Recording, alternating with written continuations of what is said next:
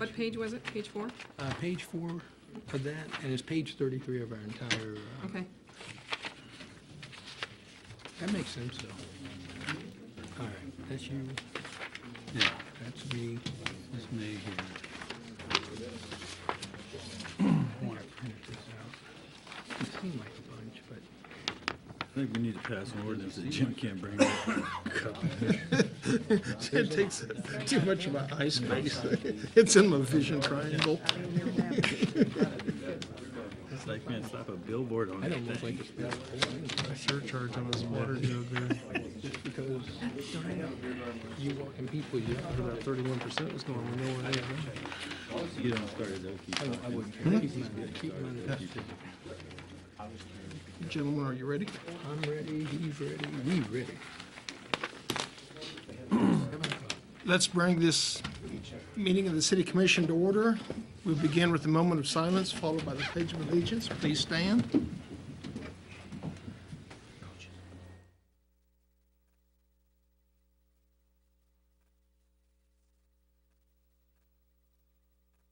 I pledge allegiance to the flag of the United States of America and to the republic for which it stands, one nation, under God, indivisible, with liberty and justice for all. Next, we'll have public comments. And commission requests that comments be limited to a maximum of 5 minutes for each person. If you have comments, please step to the podium and state your name and your address. Larry Ruiz, 1906 McFarland, Junction City, Kansas, for almost 37 years. Good evening, Mr. Mayor, Commissioners, ladies and gentlemen. This afternoon, I was at a meeting and Commissioner Pat Landis was there.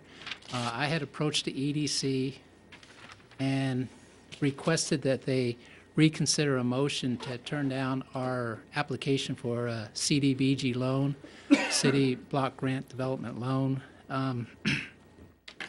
I'd worked on that diligently for about 6 months. The package is very extensive. I asked to see some of the other submissions, and I wasn't allowed to. I don't think any of them were this thick, and well, there was one, I take that back. But it's pretty complex when you start putting an RFP together for these CDBG plans. Anyhow, in the process, we submitted twice. This was the second time it was shot down. And so this last go-around, I left the package there for 6 weeks at least.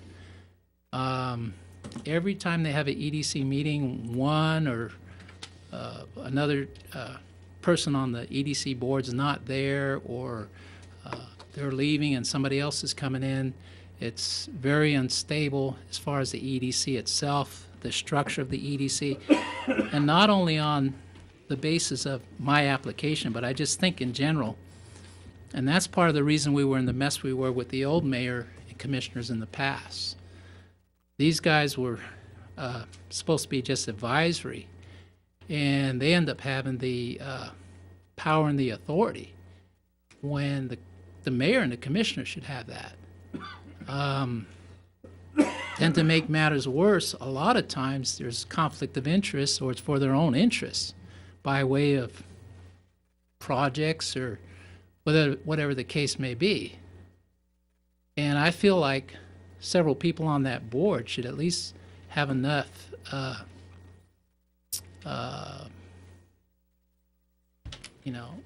of a righteousness in them to state, hey, this is a conflict of interest. I need to recuse myself.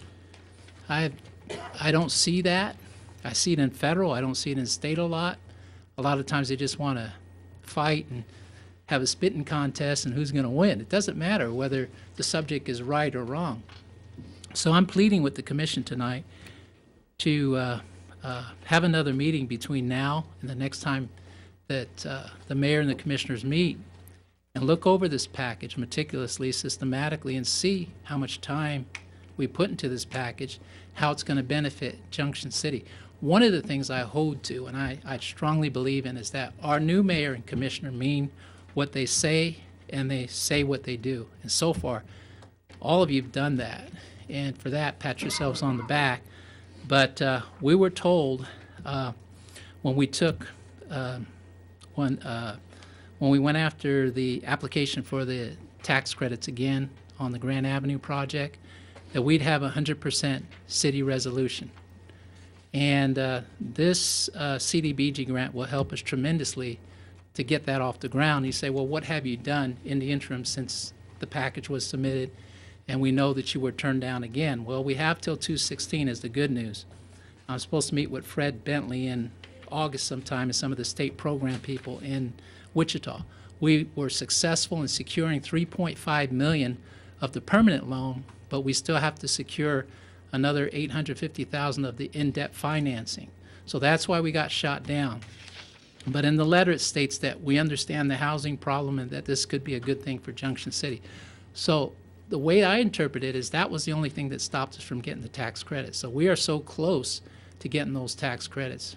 But I would sincerely appreciate it if the commission and the board would set aside some time. We could sit down and discuss the CDBG program. I'm familiar with it. I was on both sides of the fence as a contractor and under the city back in the early 90s for the rental rehab program.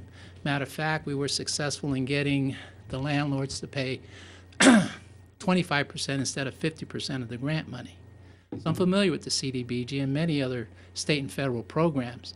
I don't think it's being administered correctly, and an ad hoc, not only for the EDC advisory board, but to be a mediator or a liaison. There are qualified people out there.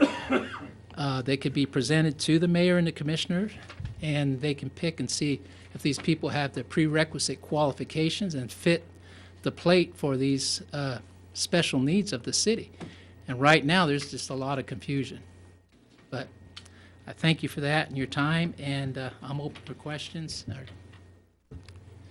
If anybody wants to contact me, feel free to. This was a revolving loan fund loan that you were looking for, not CDBG.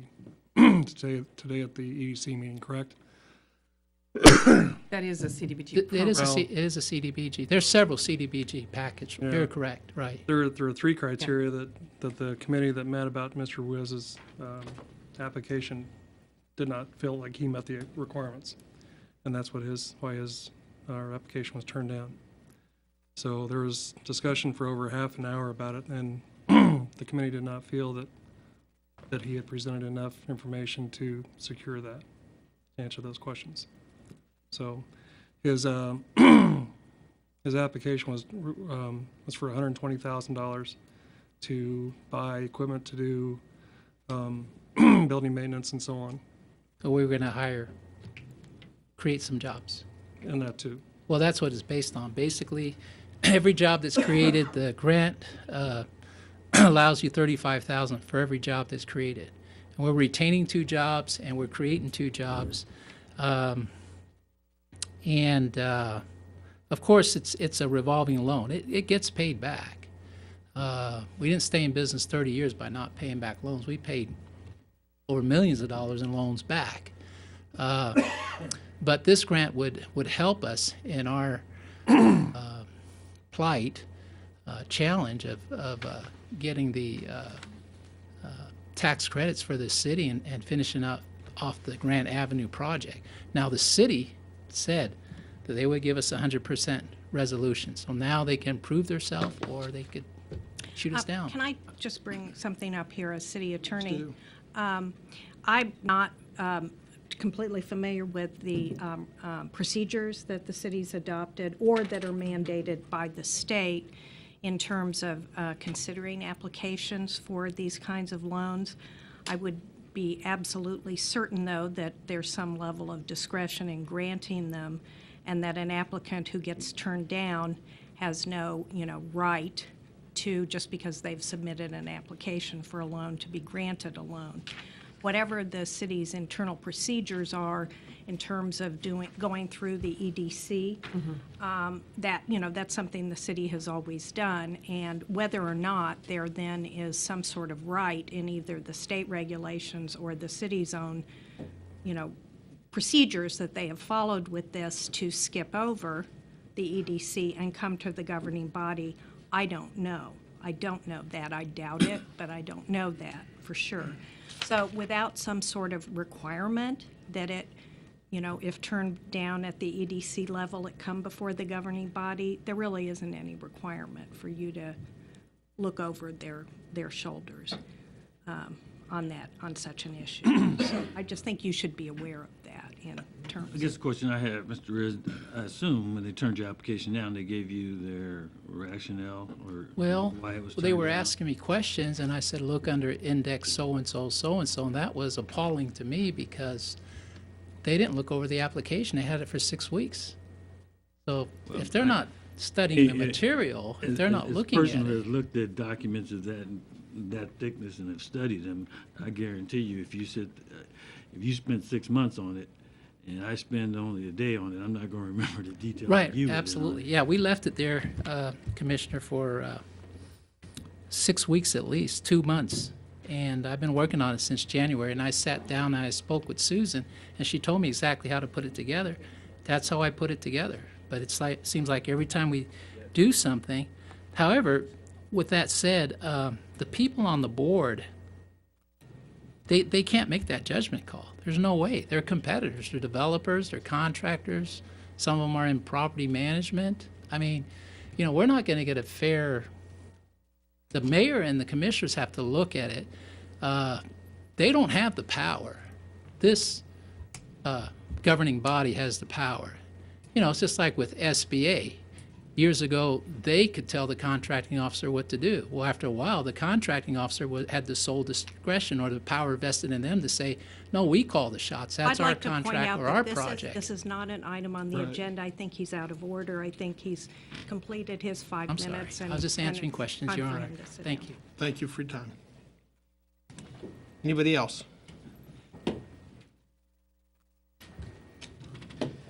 I'm Larry Johnson with Johnson Landscaping, 2124 Rucker Road, Junction City.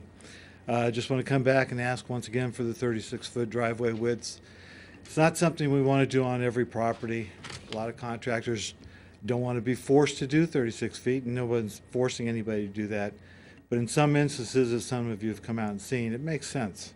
It's just, there's no need to put all these little jogs in there that are just a hazard to the people getting in and out of their driveways.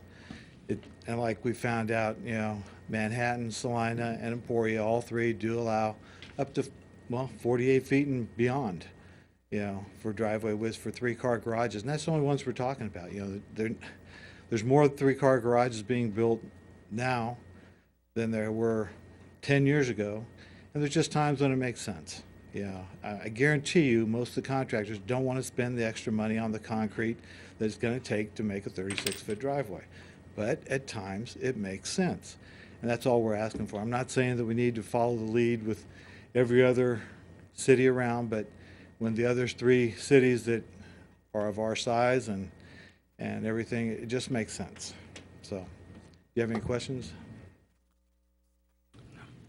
Okay. Thanks. Thank you. Anybody else?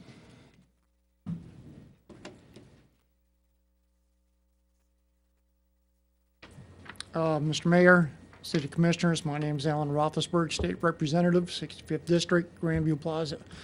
Just a little update on 2 things. A couple Saturdays ago, I had a town hall, and we were talking about submitting a bill that would allow in-state tuition to every family member, service member, whether they're on active duty or retired, regardless of what state they live in.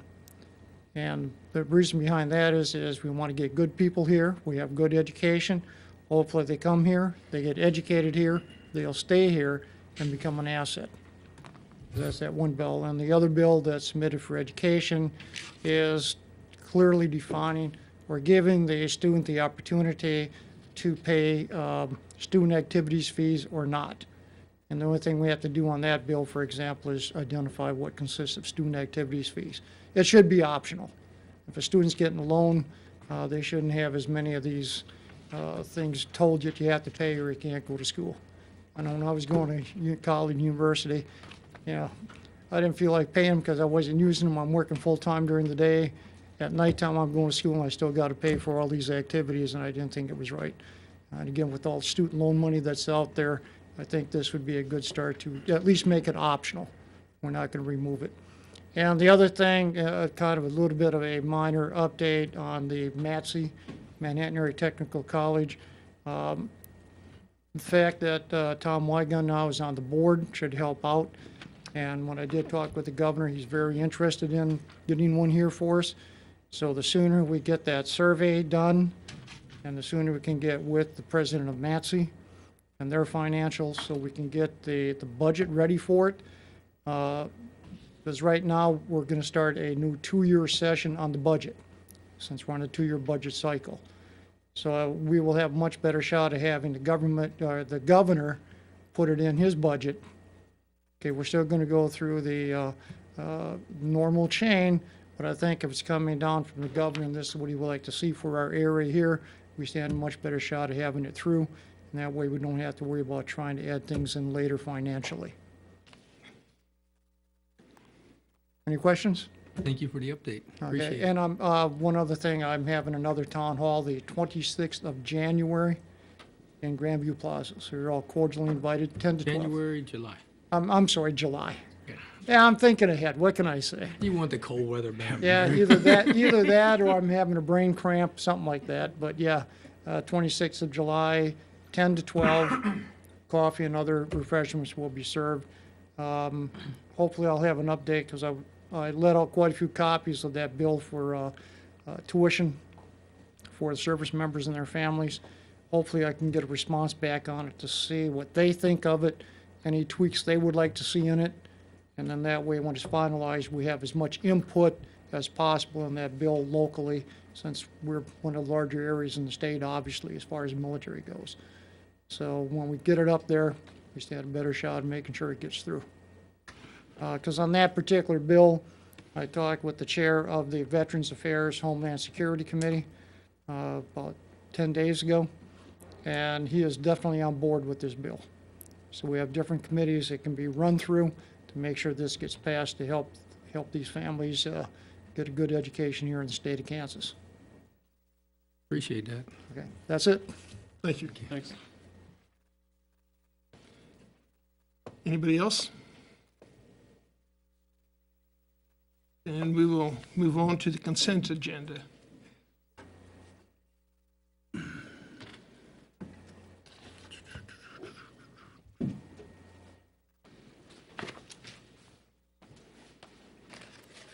Were there any questions on the consent agenda?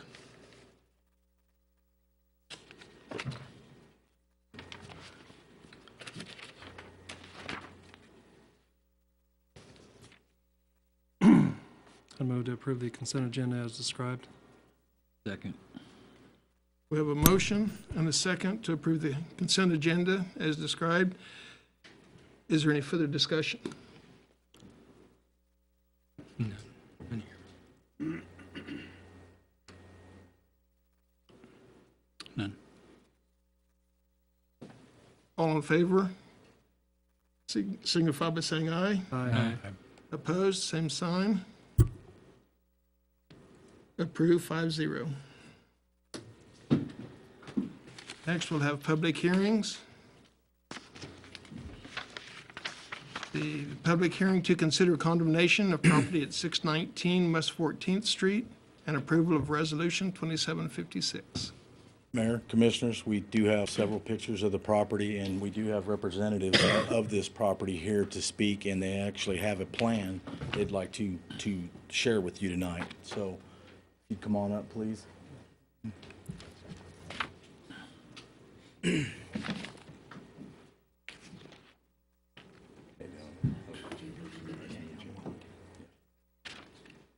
Mayor, Commissioners, I'm Monty Green, and I'm one of the owners of Patriot Estates. I didn't catch your name. Monty Green, M-O-N-T-E, and then the color green.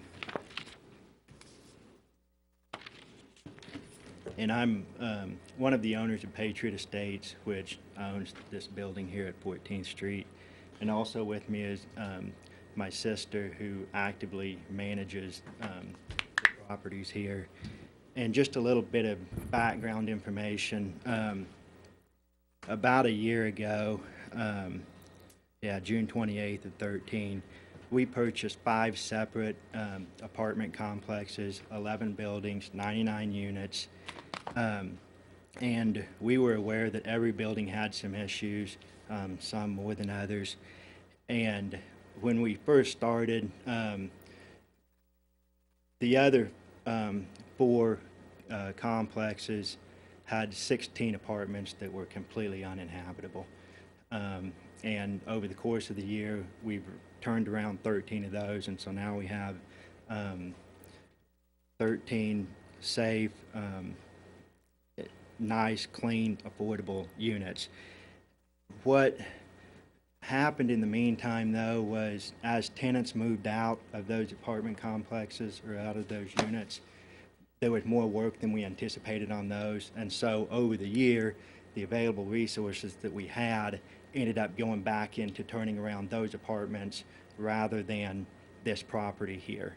And we were hoping to get to this particular property in April, and it just didn't happen. The reason I'm telling you that is not to make excuses, but rather to let you know that we've made a good faith effort to try to improve these properties. And I think that if you would drive around and look at them, you would see that the other units or the other properties are in better shape now than they were a year ago when we purchased them. They're cleaner. We've kept the trash picked up.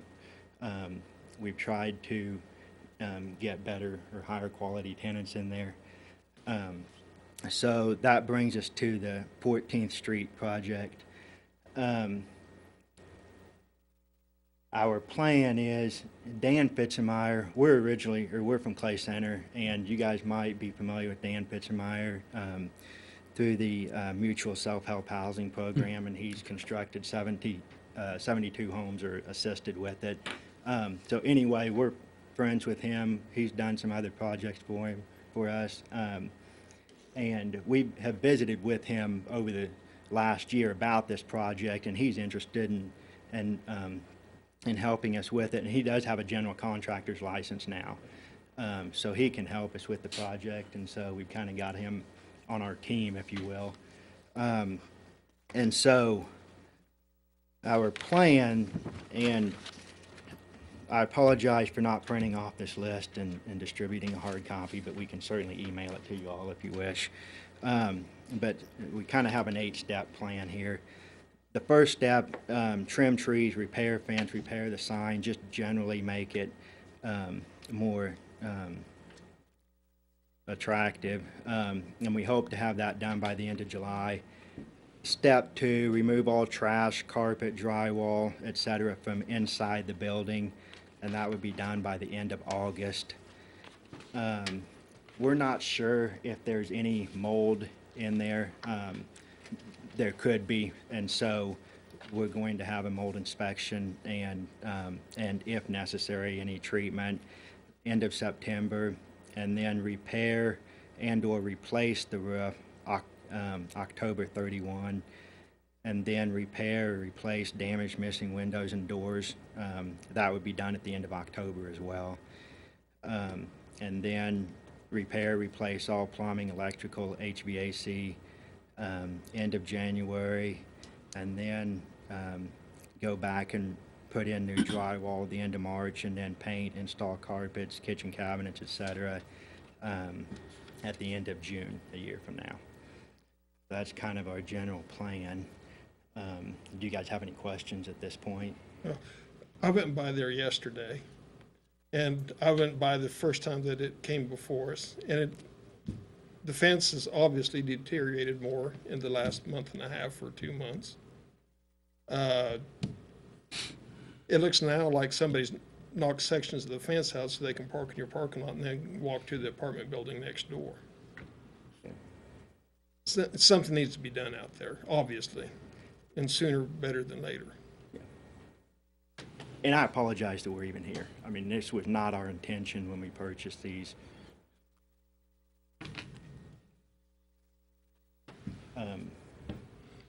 I mean, our request was that you guys don't proceed with the condemnation and give us some more time. Are you sure that you're going to be able to achieve your timeline? Are we sure? Yeah. Yeah, I mean, things happen, but yeah, I mean, yeah, I mean, we're sure it's gonna happen.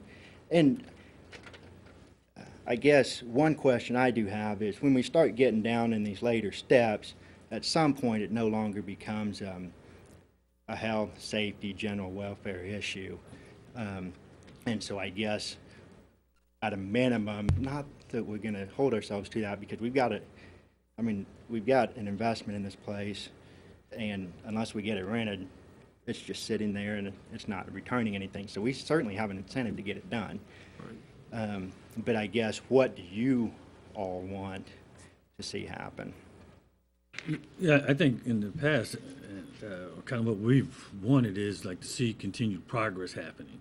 And as long as people are moving towards goal. Because what has happened in the past is that, you know, people come up, they say they're going to get this done, do that, and then nothing happens. And then a year later, we're still talking about when you're going to start. Yeah, and I think what way we've had proceeded, which I'm more comfortable with, is, is, and you can correct me, Mark, if I'm on this, but I'm going to say like in 90 days or so, we come back, and if there's progress being made, then we, as a general rule, haven't had any problems with saying, yeah, well, maybe, I mean, these folks are actually serious about continuing the process and making this happen. And then at that point, we've backed off, because I don't think what we want to have is in 120 days from now, then we're starting the conversation again. We would like to see some progress, and then at that point, make an assessment or evaluation. Mr. Carmen? I feel pretty confident with the contractors they have listed that a year's plenty of time. All the years that I've been involved with condemnations, I've never seen one go more than a year. If you can't get it done in a year, this is a building that's already up. So the hard part is gutting it, assuming there is mold, there's mold in it. So there will be mold abatement. Assuming that all that's, like I said, the building is up. Once you get this taken care of and get a roof on it and get it dried in, I feel pretty confident a year's long enough. I can give you a status report every month or 2 months if you gentlemen would like. It's not a problem. It's what we do, inspect these properties when they're being constructed or refurbished anyway, so I can keep you abreast of what's going on. If there's something that you don't feel is being done in a timely manner, we can bring it back forward and find out what the status is, or I can make the phone call to him and find out. So I feel confident a year's plenty of time. The building is already there. Your framework, I mean, you get in, you gut it, get everything cleaned up, and start on the roof and get the windows in it and get it dried in where you're not damaging your work that you've already accomplished. Everything will go like clockwork, I'm pretty sure. And Dan, like he said, ran the self-help program, so he knows the steps that are necessary and when to call. So I feel confident a year's plenty long enough, but I will give you a status report as we go, depending on how much time you guys allow.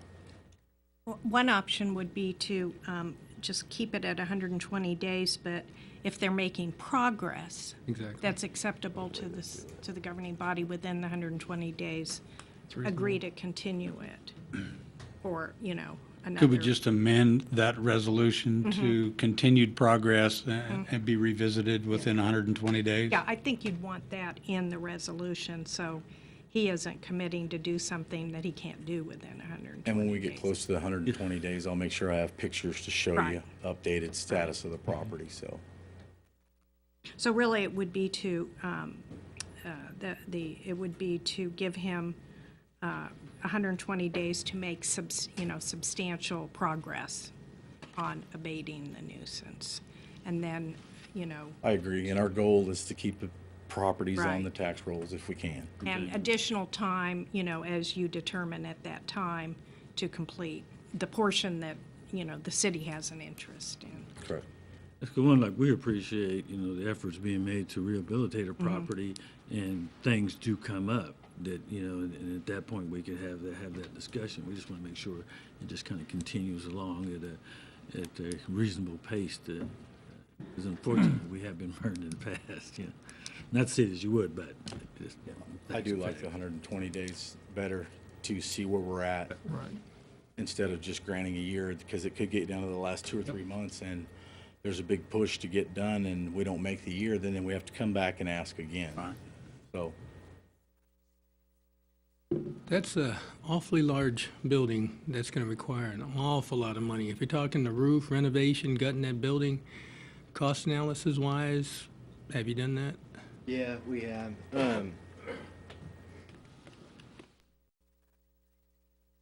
Yeah, I mean, we've gotten some bids on it, and I mean, it could be anywhere from 200,000 to 300,000. I mean, it's probably what it's going to be. I mean, hopefully we can keep it down at the low end. How old is that building though? How old is it? Yeah. Looks like about 40, 50 years. Nah, it's not For that some old. reason, I It's thought it was in the probably, '70s. Not that old? it's not that old. Yeah, that's what I was That's thinking. It was like about in the 40 years. 70s. Yeah. Pretty close. Yeah. That's, Yeah, I think it was built shortly after I graduated from high school. dang, is it that? That's on the historical rolls. Shortly after I went to the firehouse. One of my concerns is, Find out the date on it, but Okay. I'm sure it was in the 70s when it was all right. constructed. Yeah, because there's still a lot of stuff from '76 that's still around here, like movie theaters and stuff. One, because I'm looking at, if you're going to spend so much money into renovating this, maybe you may do better knocking it down, putting up some newer structures. And then does it also qualify for habitat? I didn't catch Habitat for Humanity? what about it. Would this property qualify as a Habitat for Humanity? I don't believe it's in the location that I would don't think so. qualify. Because, I mean, right across the street from it, we put those HUD houses up. Right, but the locations change, Mr. Sands, all the time. You have to actually find out where they apply, and I don't think that's anywhere close to the zone that would apply for them. We can check. Okay, because, I mean, it's pretty much directly across the street from a few and just down the street by about 300, 400 meters. One's just north side of the street, the other one's the south side of the street. I honestly, in my opinion, think they'd be light years ahead to leave the building up because Okay. it is a structurally sound building. I mean, Okay. the foundation's not cracked, it's not tore up, the walls aren't settling. You can see from the one picture that the roof has leaked for a considerable amount of time because it started all the way down through. You can see the picture that it shows in the window is actually the bottom floor on the south side. Okay, That's that picture. appreciate it. But you got a good structure to start with, and if you were to tear it down, the cost would be 2 or 3 times what he's telling us the cost estimate is. Okay, thank you. Do you have loans lined up for this project? Or using your personal money, or Pardon me? do you have loans lined up for this project, or using your personal money, or? We have a line of credit set up. Okay. Mark, wouldn't you first want to secure the buildings because you got a lot of windows that are open there? Yes. Wouldn't that be and- the very first and- priority? And what's happened is, and I'm sure that they know this, the windows weren't all boarded up and broken out, but when you have buildings that are they're not in this particular shape, but unattended, things get worse. It's as Chief Brown always says, the broken window theory. If you leave it that way, more things happen. I mean, all these windows before they bought it weren't broke out. It had new windows in it, and then somebody decided to relocate them, a couple windows, so, and then broke more out. But yes, that would be the goal. The first priority. Get it closed up so you don't have people into it, secure Make it. it safe, secure.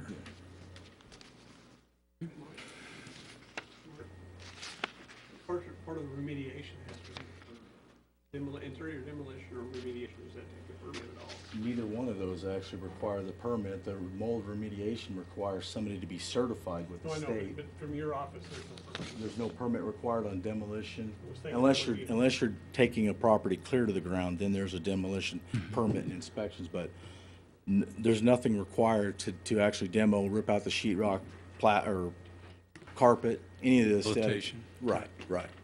They would not be required a permit until they start the construction back. So, okay, we're hearing right, we don't need to approve we're just going to What was your motion? Well, the motion No, would we- be Yeah. we would be changing the resolution from giving the property owner 120 days to repair or remove the structure to make substantial substantial progress towards repair, and then review an extension of time at the end of that 120 days. I mean, I can reword the resolution. So we would be looking for motion and approval of Resolution 2756 as modified as I've described it. So, you have a question? No. So I move to approve the amended resolution 2756 to give the property owners 120 days to make substantial progress on the repair or the removal of the structure at 619 West 4th and reevaluate in 120 days. Second. We have a motion and a second on the floor. Is there any further discussion? Seeing none, all in favor say aye. Aye. All opposed, same sign. Motion passed, 5-0. Probably close the public hearing. Oh, yeah.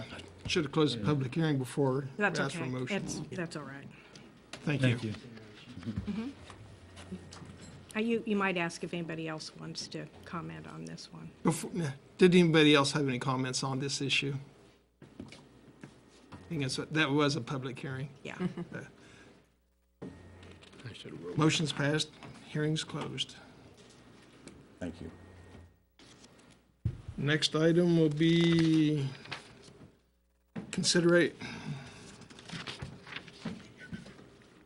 public hearing to consider condemnation of property at 604 West 4th Street and approval of Resolution 2757. I was actually contacted by the owner of these two properties, and the corner house is also owned by the same gentleman, Cliff McMillan.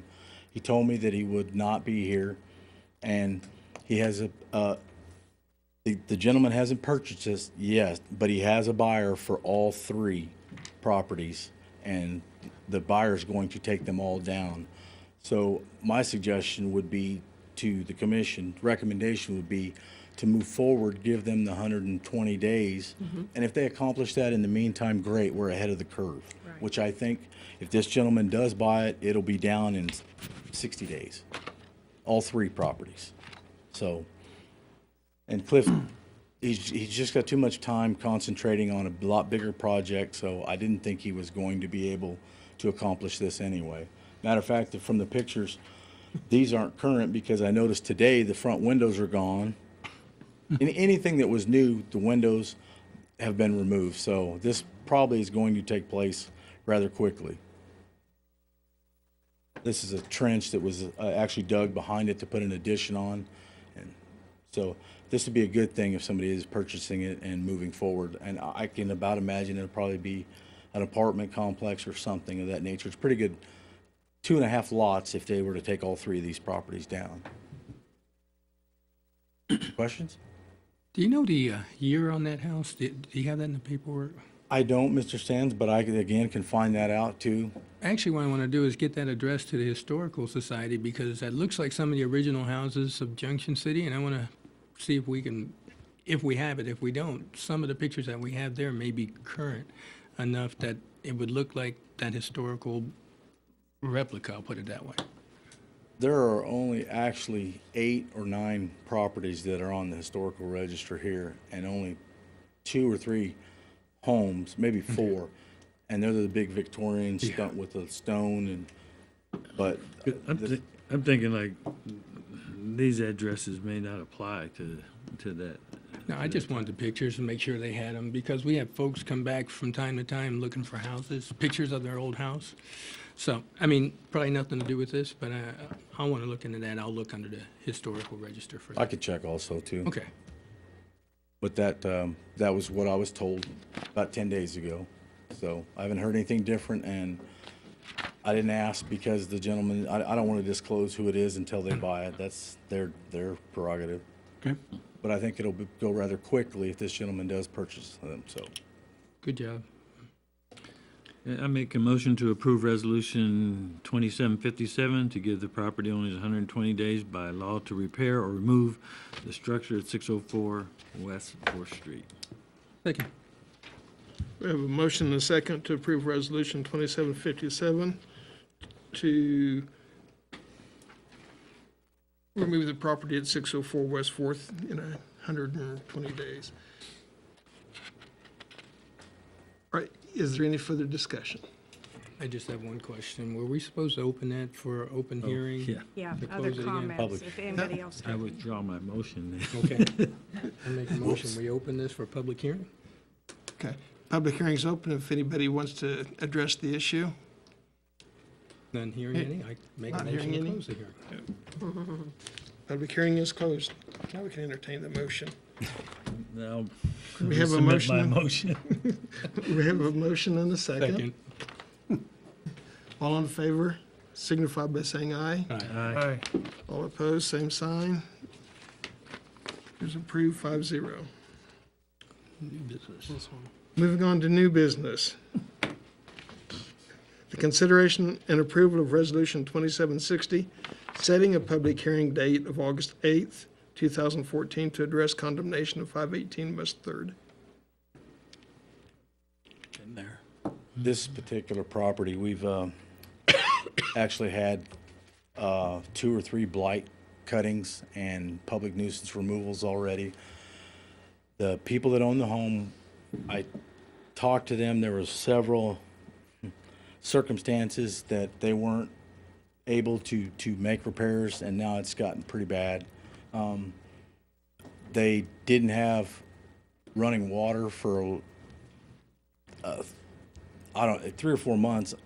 I found out, I checked, went upstairs, or downstairs, upstairs from where I'm at, to the water department, found out they didn't have water, they didn't have power. I made them get the power restored. I said, you can't live in a property that's not habitable. So you either got to make arrangements to go somewhere else. Well, they did. They actually bought a mobile home in Regency, and their plan was to move to Regency. And I don't know, for whatever reason happened, I've noticed that there are people back in this property, but unfortunately, it's an eyesore. It's been in disrepair for quite a while, and we really need to go ahead and set a date for a public hearing and move forward.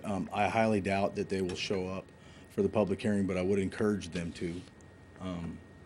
They don't have the means or the money to do this project, is what I'm told.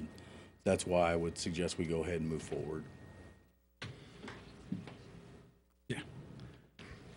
They do have water now, but it's gone so long. You can actually see the siding on the corners. It's separated from the ends, and it's the porch is actually settling. The trees kind of just overtake the property. Is the interior unsafe? I have not had the pleasure of being inside it, but I would say no from being up close. Okay. I think you can imagine what I'm saying. I would say no, it's probably not habitable to be inside for Right, humans. and I can understand uninhabitable, not having power, not having water, Even gas. but my question was if it's a hazard to the occupants, then we should Victim. absolutely. I've already expressed that to them, and I'll do that again with a letter if I see somebody. But like I said, I think somebody's been in there. I go by there every day to try and catch somebody, and I can't ever find anybody going in or out. And there was a lot of boxes about 30 days ago out by the curb with personal possessions, and all of a sudden they disappeared. They went to the Grant Avenue location that they were at. I don't think they're occupying the home, and I'm going to ensure that they're not. If they are, I'm going to have the utilities cut loose. It's not a habitable structure to be in. I can smell the animals. from the outside, and that's not a good thing. Okay. It's unfortunate, but it's. Right. Mark, what's posted on the front door of that house? I didn't go up and look at it. It's a sign that says no trespassing and violators. I can't remember exactly what it says. Will be shot. Yeah, pretty much. You know, you come to a point in life, you have to decide what's more important, to live or to do other things. We all have habits or whatever they may be, but That's not the choice of the government to tell people how to live. no, it's not. But it's not I fair to your understand, neighbor if to it's live like that unsafe, either. then it's without question. Right. But we don't have the right to tell folks how to live No, we don't. if they're not safe. That's why they pay taxes and own property. Right. But we can't encourage them to do Sure. better. Sure. And I've tried to help them lots. I really have, but they just don't have the means Right. to do so. Okay. Any questions? I move to approve Resolution 2760, setting a public hearing date of August 8th, 2014, to adjust condemnation at 518 West 3rd Street. Second. We have a motion and a second to set a hearing date for August 8th, 2014. Is there any further discussion? None here. All in favor of the motion, say aye. Aye. All opposed, same sign. The ayes have it, 5-0. Thank you. Thank you, Mark. Next item is consideration of American Red Cross Shelter Agreement. Mayor and Commissioners, the city was approached by the American Red Cross to request an agreement to enter into for use of city facilities in the event of an emergency for shelters in the city. You know, when the city looked, at its facilities, it came up with 3 facilities. This facility we're in now, the 12th Street Community Center, and Spin City. I met with Lisa Biggs with the American Red Cross. She came and assessed the facilities and, found that those would be acceptable facilities to use for a shelter. Mr. Burgess with the Gary County Emergency Services also went around with us, and he said that they would also be good facilities. And of the 3 facilities, this facility we're in now would be the top priority, followed by the 12th Street Community Center, and then Spin City, because Spin City is a revenue generator, and so that would kind of be a last recourse. And so if the event, and unfortunately, if the event was very large, maybe you would use the 12th Street Community Center, or if the event, one of these facilities, the city building or 12th Street Community were damaged in a storm or some other event, then the Spin City would need to be used. But the agreement outlines that the Red Cross would reimburse the city for expenses associated with running the facility. We would have to provide them with the expenses above and beyond normal expenditures within, I believe, 60 days of when the shelter closes. And that's really about it. I think it'd be a good idea. I spoke with the police chief and the fire chief about the need for this, and they said, yeah, we need to have a shelter. It's my understanding previously the J.C. Naz was the shelter facility, and they were no longer able to meet that commitment. And so that's why we were approached by the Red Cross. So if there's any questions, I'd like to answer if you have them. Does the city have any other agreements, for the use of this facility? I know at one point, when folks were doing emergency Yes. planning stuff and other folks were going to quote ID, I remember even the courts had talked about it. I know we never proceeded. And my concern would be is, how many of these agreements do we have? And if you had an event occur, then all of a sudden you got, half a dozen people showing up here thinking that this is their site. I know that in the event of when a tornado is occurring, I think the fire department opens this building up so that people can come in and seek shelter. That would be an immediate during the storm kind of event.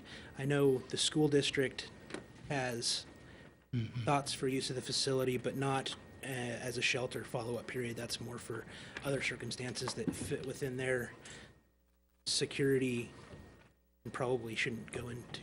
Yeah, if they information had about a their bomb security. scare, this would be a place that they would come and bring the children.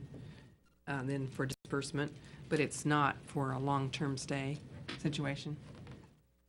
And I They talked to brought all the Mr. students from the junior high over here one time when there was a gas meter hit over by the school. It's for short-term use. They do that so they have a designated place so parents know where to go. I get it, but still my concern is if you've got that for two different groups, then they all show up at one point, you know, if you had. Yeah, I guess that's my question, is just how many of these kind of agreements do we have? That's the only two Yeah. that we, I'm not sure what the emergency management plan looks like, but as far as shelter in place, shelter in gymnasiums, shelter in schools, shelter at Spin City, there must be a comprehensive written plan in the case of a natural disaster where folks can go. And I'm sure there's different zones. If we do need like something like that in the city, but there are others that we need to partner with to make sure that we're not duplicating cots and blankets and water and meals. We're not duplicating that with somebody's already doing somewhere else that's already set up, so. we're not. When I spoke with Lisa, I asked her, you know, what's the tipping point in the decision process? When does the shelter get opened? And so she said, approximately if there's 20 people displaced from their homes, that's kind of a magic number for them. And then also at the request of Mr. Burgess, the Emergency Services Director, if he requests them to open one, then they would consider opening one. But if you look at the first sentence, it says, on the terms and conditions, so they'll still request, upon request and if feasible, the owner will permit the Red Cross. And so they're not just going to barge into your facility and use it and hold up the contract and say, hey, you said they're still going to request, and if it makes sense to use it, then they're going to use it. So, and I think the emergency plan that's in place, I think Mr. Burgess, J.C. Naz was the plan, and so now that's no longer an option, and so this would be the new option. And I recall probably 4 years ago is when that plan was put together, and the county and city, I think, shared in the expense of putting that plan together. And it's probably maybe time to look at that again. The reason I asked the question, because I know I've said on some stuff in terms of talking about emergency planning, and one of the issues always is that a lot of people draw assumptions. So, and I'm going to use the court as a bad example, that part of our plan, we assume we're coming here, but no one's ever had that conversation. That's why I asked what agreements were in place. And so far at this point, it would just be this one. I'm not familiar with any No, just the besides two. the. Okay. Yeah. Because, I mean, to me, it's their responsibility to. It is. But I can just see if you have an event happen, all of a sudden, a lot of folks are utilizing this facility, and they all show up at the same time thinking that they have, and it becomes just a cluster on that. The school district one is a different type of event than the American Red Cross event, but I mean, it could happen, but the chances of it occurring at the same time would be unlikely. The key to that agreement is that first line. We can still control the facility, and we still have the ability to say no. Or we say, Red Cross, no, the school kids are on the way here for a bomb threat. You're going to need to go to 12th Street Center. Or you're going to need to go to Spin City. We would still control, direct and redirect them where we would need to go. See, We would still have control. I don't think that's true. The Red Cross will have primary responsibility for the operation of the shelter and will designate a Red Cross official, shelter manager, to manage the sheltering activities. The owner will designate a facility coordinator to coordinate the shelter manager regarding the use of the facility by the Red Cross. Once you get into a disaster, and if somebody comes in, whether it's a fire department, whether it's an incident command, whether this is an incident command post, the fire department's in charge of it, FEMA's in charge of it. That's what I was asking. I'm sure somebody's gone over this and looked at this, but I think there's some big holes in it. We still have the ability to say, no, our facility's not available. Absolutely. That's what I'm saying. But once we give it up, we give it up. Yes. We don't Oh, sit yeah. back and Agreed. say, Agreed. take your children Agreed. somewhere else. Agreed. I was just commenting that we still Okay. control the facility if there's two disasters happening at the same time, and the first disaster happening says they're coming here, and the second disaster happens, we say, no, no, no, you can't come here for the second disaster, you got to go to 12th Street Center. And we redirect the use of the facility initially.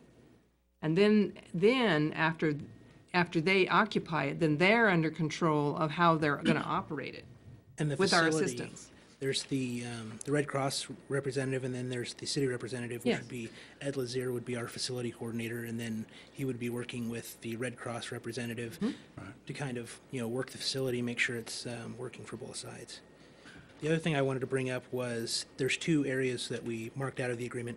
One was regarding food services and providing staff for that. We just don't have the staff for that. There's staff that we are able to do, such as custodial services, but the food, we just don't have those capabilities. And the other one was a section in the signage and publicity portion where it says the owner will refer all media questions about the shelter to the shelter manager.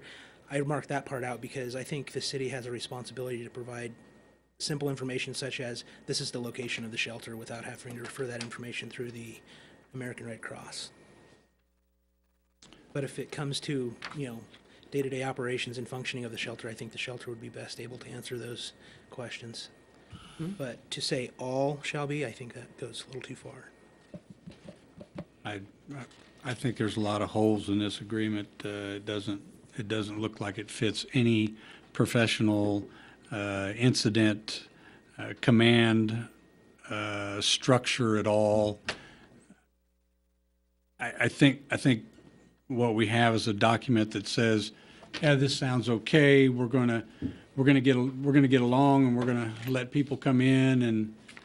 But if we truly have a disaster, then the incident command system should be put in place And we do. instead of this. That would be Mr. Burgess, the Emergency Services Director, and he would, It's not stated in here. What I'm saying is this has got a lot of holes in it. And if you're okay with it, then that's fine. I just think very little time was spent on the structure of an emergency management system for the city. And on this neither is document. this document supposed to do that. I'm going to call on Chief Royce because he's a certified incident commander, and he can explain to you that the Red Cross agreement that's before you is simply stating that you're going to have your facility available. That's all it's stating. It's not talking about No, it incident doesn't. It command. says we're going to have custodial operations going on for the Red Cross.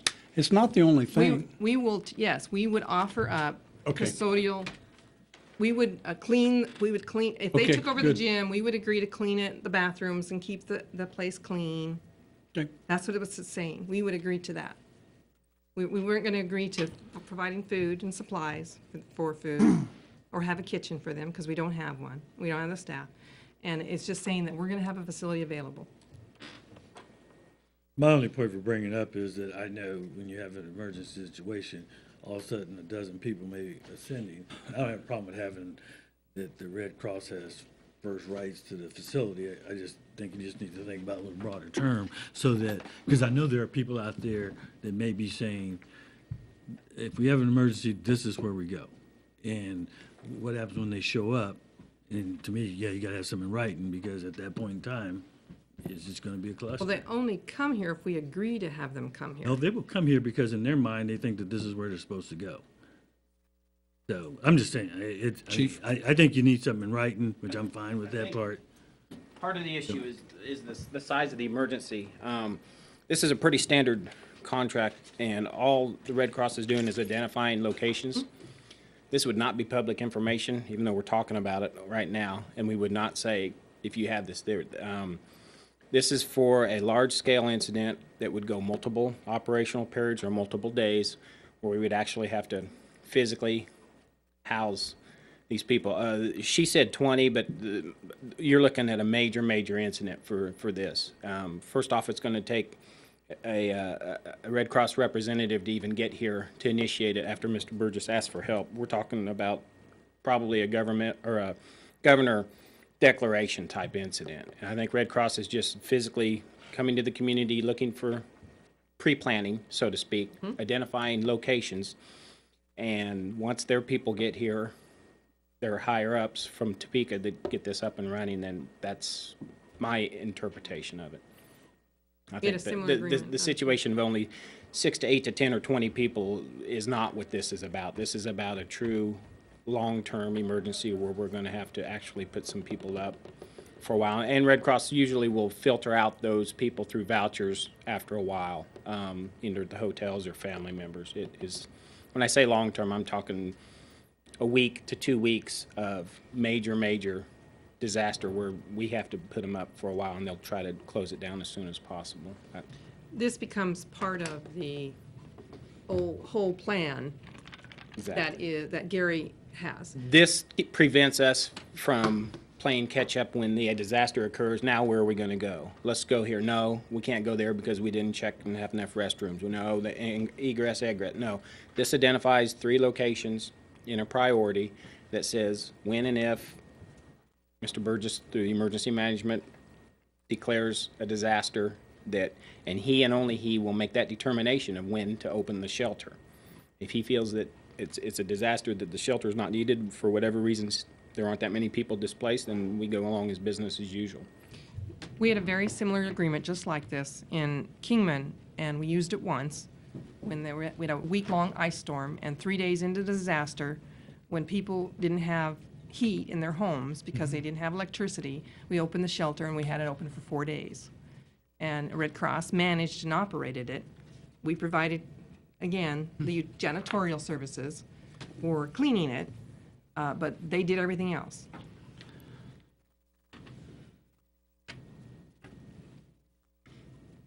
And the Salvation Army provides probably the canteen to feed them, correct? And the cost. It's usually a combination between Red Cross and Salvation Army. Depends where you're at in the state on what resources are readily available.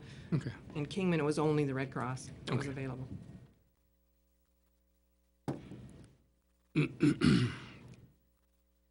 Is what's missing in the agreement what the chief just described, sort of the parameters of the circumstances in which it would be triggered? I mean, That's usually in the master plan. All it is just the ability to say that Right. your facility be available. right, but I was just, trying to address some of the, concerns and maybe a reference to whatever the emergency, management plan is or something. I'm just trying to make it a little tighter if that's a concern. I'm not saying it legally has to be there. I was just, making a comment. I guess some of my comments were more, I guess, thrown out to folks that may be developing emergency plans, particularly if their facility was hit, that they need to be making contact with those folks prior to, than as opposed to, because I know there are people out there that, in their mind, because we talked about it at the courts, and then that was one of the things, like, well, if we were going to move, if the courthouse got hit, let's just come down here to City Hall. This is where we would hold court. Well, I'm pretty sure you guys would be surprised if one day we showed up and what we knew, and what we. But what I'm saying, I know that that's what an agreement that we would need to make and have put in place. But there are people who are planning that don't think about those things, and that's why I asked, do we have more than one agreement, or are there other agreements out there, so that if you are planning something, don't everybody show up here, because eventually, and I could see that happening. If you have the right things happen, all of a sudden you got 3 or 4 folks thinking that, we'll just relocate here to City Hall here, and they would be surprised. So We are not aware of any other besides the one with the school district. good. So, but I think that that's something people need to, that whether it's this facility or a school or anywhere else you're thinking about relocating, you need to have those conversations with those folks at those facilities, as opposed to assuming that that's where we can go and do things. And they should go through Mr. Burgess, because he's supposed to be controlling the master plan and everything. He's Correct. supposed to be aware of everything that's going on when we're talking about relocating people and housing people. Remember, I'm fine with the agreement. That was just more for, I guess, insight purposes.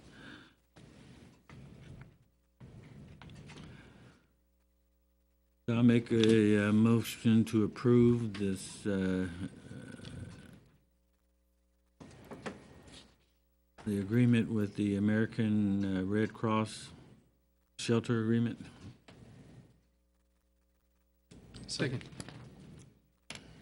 We have a motion and a second to approve the Red Cross Shelter Agreement. Is there any further discussion?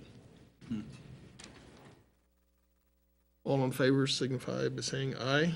Aye. Opposed, same sign. Ayes have it, 5-0. Thank you. Next is discussion of the potential future franchise agreement for use of public right-of-way for the installation of a distributed antenna system with the company proposing to expand into Junction City, Kansas.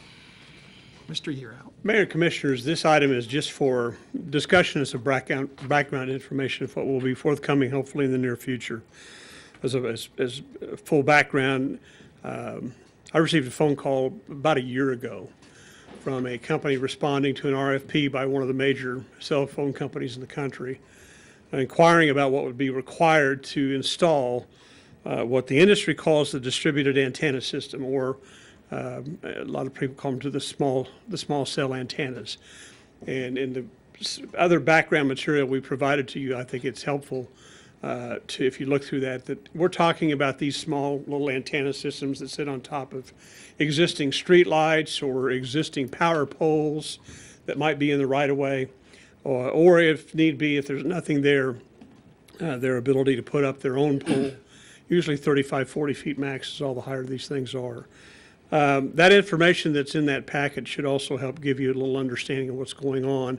These are intended to supplement coverage from the major cell towers that we have around town that are just being overloaded.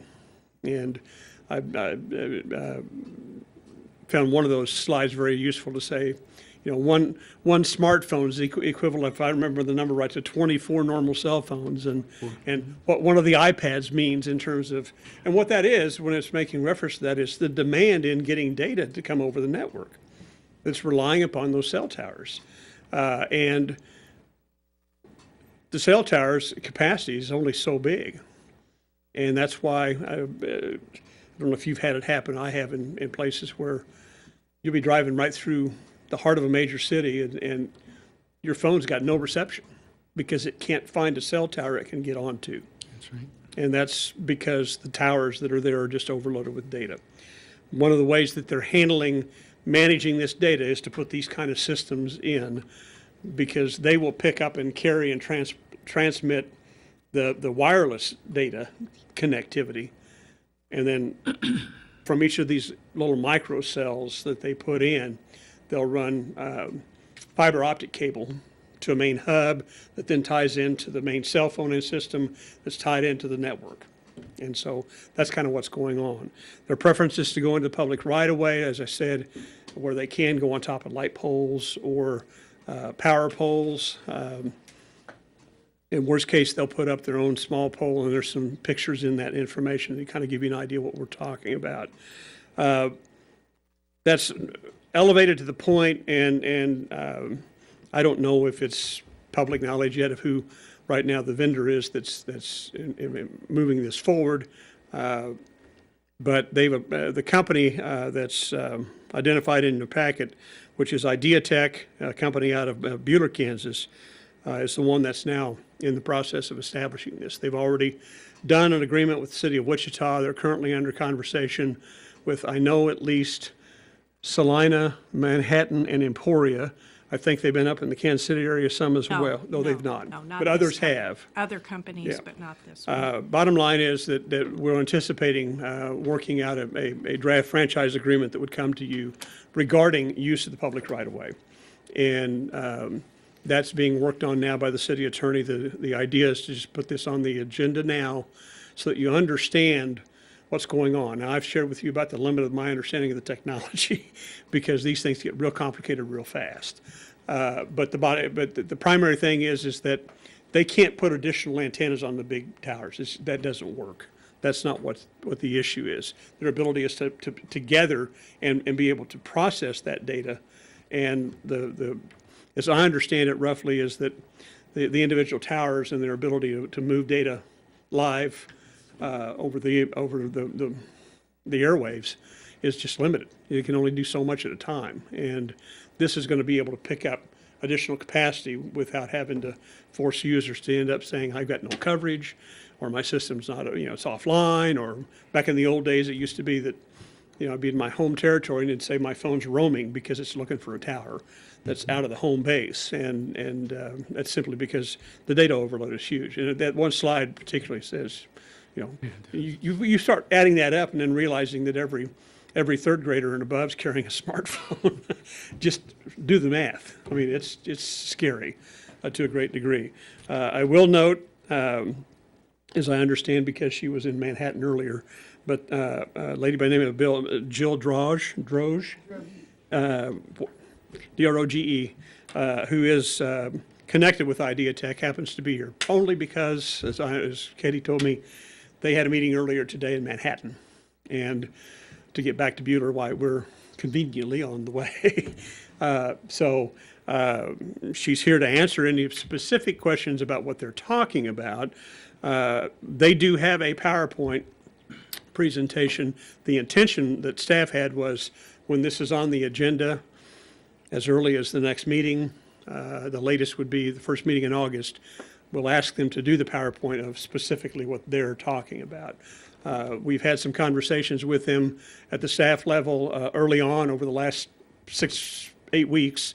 They've actually kind of preliminarily laid out a pattern of where they're talking about. They've got 22 locations identified tentatively within the city where they are proposing to go with individual microcells or their distributed antenna system in order to enhance or provide data relief for particular cell sites that are working in the city right now that are having difficulty maintaining the data flow. I'm happy to let her talk if you're interested, but that was not the intention tonight. It was basically just to give you the information. I copied that material, which were essentially presentations given in a couple other states where this technology is a little further along than what we're seeing right here in this part of the country. But it's to give you some background to see what we're talking about. If it's a standalone pole, generally we're talking about something that's going to look like an individual utility pole and Light pole, really. yeah.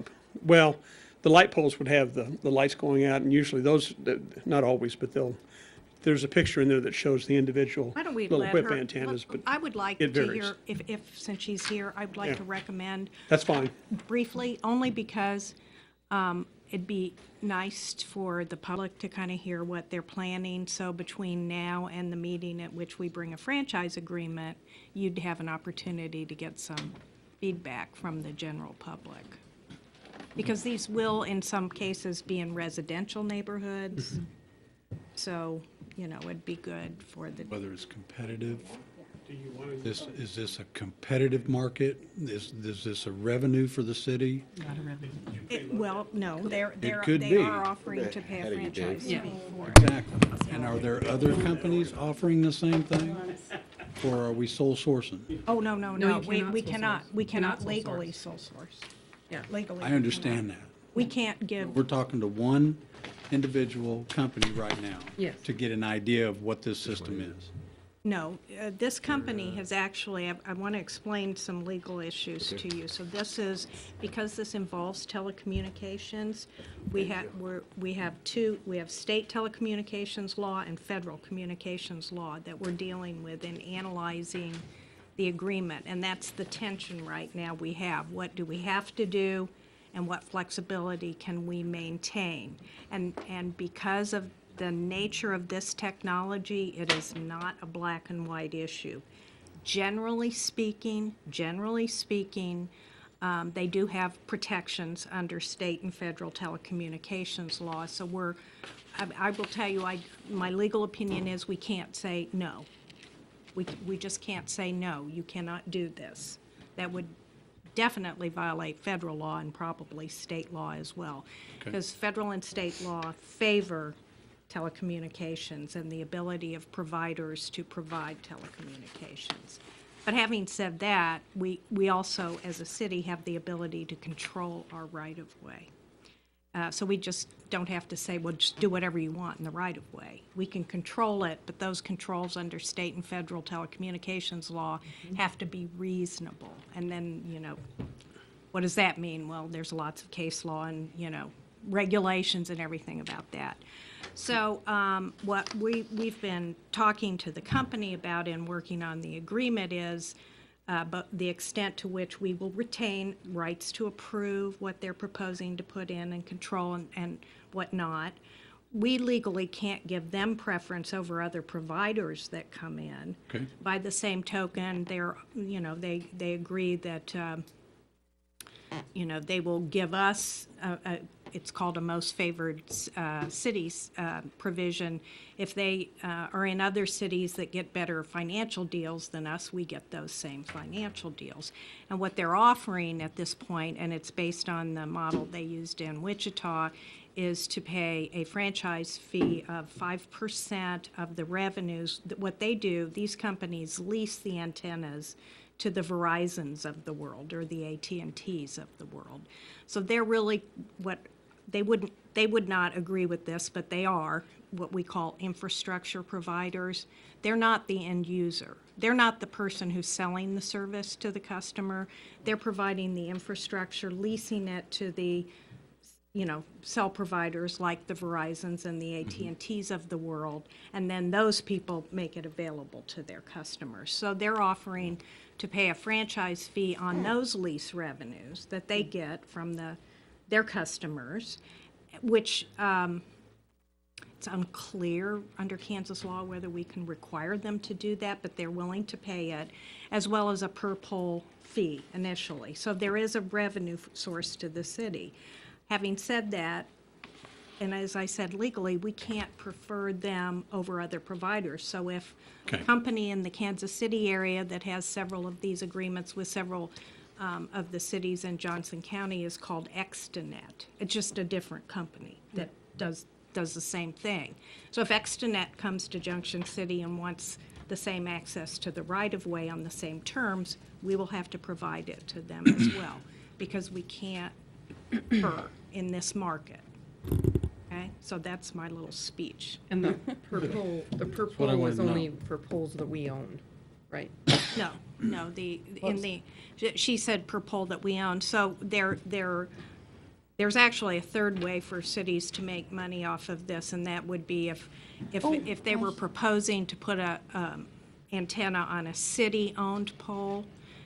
Some cities then will basically lease their pole space to the company. I don't think many of these are proposed to be on city-owned poles because we don't really own. We don't own very We many. don't own many of our light poles. Some, but not very many. So, but they're in the draft agreement that I'm talking with their council with right now, which is modeled after the Wichita model. They were proposing to pay a fee per pole that they put in, just a one-time fee, an initial fee of $1,000 per pole, to kind of cover some of the administrative costs in, reviewing and approving that, as well as then the franchise fee revenue, which would be an ongoing amount. Okay. So we could wind up with multiple several companies come to town and everybody putting up their own system. Yeah, to your point, there's a couple of different things. One, with wireless carriers, they have roaming agreements, right? So, Jill, yes. you want to introduce yourself? Into the speaker. Okay, Jill Droege with Idea Tech. Okay, thank you for that. But they have roaming agreements, the carriers do. So just because one carrier is coming in, if another carrier wanted to use those small cells, they have roaming agreements between each other, so they would also have access to that. Not to mention, as we go through here, if you take a look at this pole here, the antenna that we're talking about is about 3 feet tall and about 1 foot wide, and weighs about 50 pounds, and it just literally sits on top of the pole.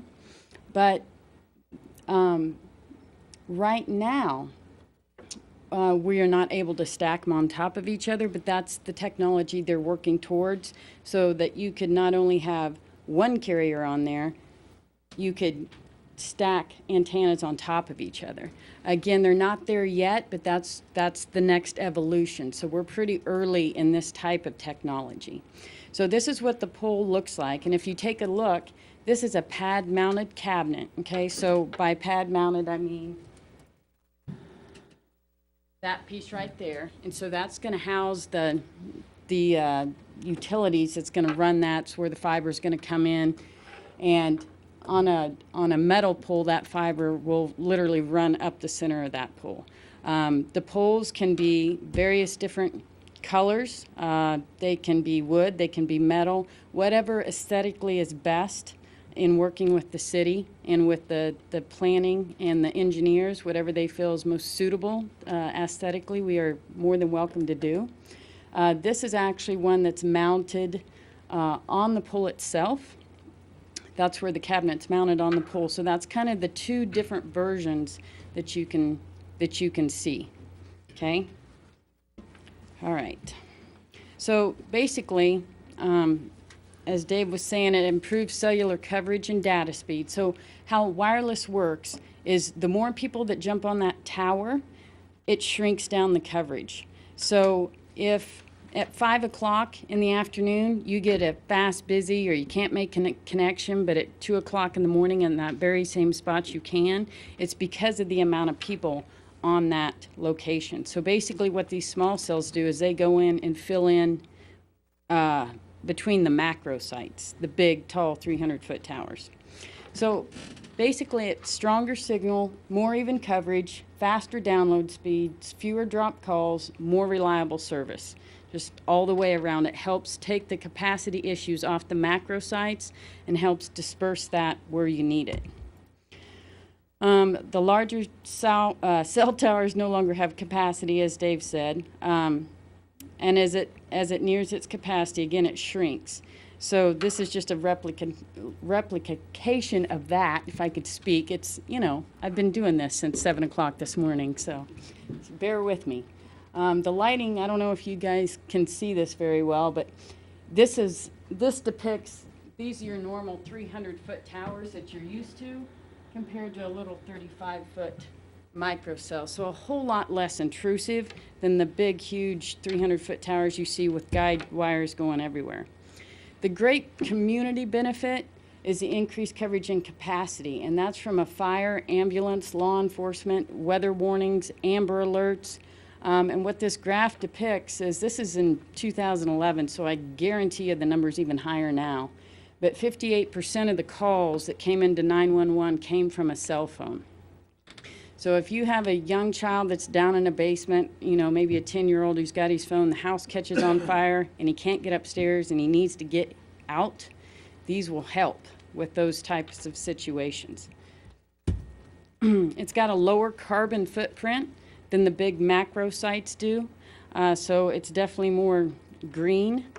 Increased energy efficiency and reduced large tower high wattage emissions. So it does all the same benefits that a large tower does, just without all the wires and without the high wattage. It's certainly a significant investment in the connectivity infrastructure from an eco-development standpoint. Prospective companies want best possible connectivity, and this is true story. One of the towns we're going into, putting this fiber in, they have a very large corporation with about 6 corporate buildings coming into their town, and that was one of their first questions is, do you have fiber available? Because they're a graphic design type corporate location, and so they're going to be sending large files. Obviously, if you're more competitive in getting more businesses there, that's more jobs. And obviously, it will create jobs locally here, because we will have to hire people to maintain the fiber, all those types of things. What is Ideatech, or who we are? We have 15 years of experience, solid, steady growth. We own and operate more than 1,200 miles of fiber that across the state of Kansas, from Kansas City clear out to the Colorado border. So we stretch all over Kansas, and as we go through these towns, we normally build what we call a fiber ring so that we can service businesses and enterprise later on if we want to. Provide services to business, education, healthcare, government. I just want to interrupt there Sure, go to ahead. make a clarification here, because this has been a real point of discussion between their counsel and myself. So what they do are two things. I just want you all to keep this in mind. They are regular telecommunications company in some communities, so they are Right. the phone provider through their fiber optic systems. That's not what they're coming here to do initially. They're coming here to be an infrastructure provider. And which hat they wear makes a legal difference as to what we, have to agree to. So just kind of keep that in mind as we go forward. Yeah, certainly our plan will probably be to offer to businesses and enterprise later on once we get it all built, but it's going to take a little while. So provide transport to carriers including Verizon, US Cellular, and Cox. So we basically lay all that back fiber to connect all their macro sites across the state of Kansas. And we're actually, it's hard to believe in little Buhler, Kansas, but we are named in Inc. magazine as one of the nation's fastest growing telecom companies. Yeah. All right. So just as a wrap up, it gives improved coverage. It's not as disruptive as the large towers. It's not as intrusive as the big large towers. It improves your public safety. It's a boost to the economic development. So, it's a win for the city and the citizens and the economy overall to have a fiber ring around your city. So that's it. So hopefully that helped you understand what we're doing. Thank you. Okay. Very good. Thank you. Thank you. Yep, thank you. Thanks for your time. And next item will be consideration and approval of a service authorization for engineering services, HDR Engineering for the Union Pacific Railroad and the First Street storm water repairs. Yes, Mayor and City Commission. You have a engineering services authorization contract in your packet. This is for one of two projects that we identified during the stormwater management plan that we felt as far as they were really as far as a priority. We've been monitoring this one for the last several months. Unfortunately, we've had a significant amount of rain in this area. It has accelerated even more so than when AMAC as far as first became aware of it. We included some pictures for you to try to get an understanding of what this project entails. Basically, we've got three 36-inch pipes that go underneath the Union Pacific Railroad. They convey as far as stormwater drainage from the city's right-of-way and street areas, and then it falls basically from a drop-off of around 15 to 20 feet down into an area that it meanders as far as eventually into one of the abandoned Oxbow Lake areas. What's occurred in this situation is that it's encroached relatively close to the Union Pacific Railroad ballast as far as along there, as well as the original engineered end section has basically eroded, or basically it's no longer in existence. What we're looking to do here is have HDR Engineering be the lead on this project. They do have quite a bit of knowledge as far as in dealing as far as with the railroads, specifically Union Pacific. We have already put in several calls. If you recall, we had some issues back when they redid Chestnut as far as crossing, and we had some issues there. So we've reached out to them last week. As well as yesterday. I've not received any communications from them yet. Hopefully, as far as we can create that dialogue as far as with them and bring to their attention, I guess we would like to say, the seriousness of this particular project. AMAC has done some preliminary work already with respects to the stormwater management plan that is being undertaken and completed. And so we felt that it was a logical as far as union between those two firms as far as being able to do this work. Should the project be approved, it's anticipated that the design and construction would take around 4 to 5 months to complete. The items that would be included in it would be reestablishing the structural end sections for those 36-inch pipes, relining the 36-inch pipes that go underneath the Union Pacific Railroad, basically reconstructing the drainage area and stabilizing as far as that drainage system as far as open channel area, as well as reinforcing the embankment as far as with some engineered fill as far as along there. This project obviously will involve as far as likely some steel sheeting that will need to be installed as far as in that vicinity so that they can construct the ultimate structural end sections as far as that would basically as far as support as far as the three 36-inch pipes that come out on the I would say as far as the east end as far as of this project. So with that, I've included as far as a breakdown of their estimated hours as far as for this project, giving you as far as a general as far as overview of the project, and I'd be happy to maybe answer any questions if you have any further. I'm surprised that this really isn't Union Pacific property. Well, when I went down and looked at it, I thought, why doesn't this belong to the railroad? No, because we have the easement to put those pipes under there. We're the ones who have that easement to, we have a lease agreement with them for putting them under there. Is it a lease or an easement? I mean, an easement, I'm sorry. We pay them an annual fee. This is one, right, this is one of many infrastructure areas where we have utilities that crossed underneath their right-of-way or through their right-of-way that we pay an annual permit on. I know that, I do not know the exact numbers of those, but we've got several that are, be it sanitary sewers, water mains, storm systems, and we pay an annual permit fee for each one of those. It's not infrastructure that they own. The drainage. Yeah, the drainage is ours. Right. I think our hope is, as Commissioner McAllister indicated, is to see if indeed do they have as far as dollars available to be able to assist as far as in this project in any way. I have to tell you, I'm not too familiar myself as far as with that. I do know that in my brief conversations with HDR Engineering, they did indicate they felt there was a possibility of getting some money. They couldn't say as far as exactly what kind of dollars or what kind of source it would come from.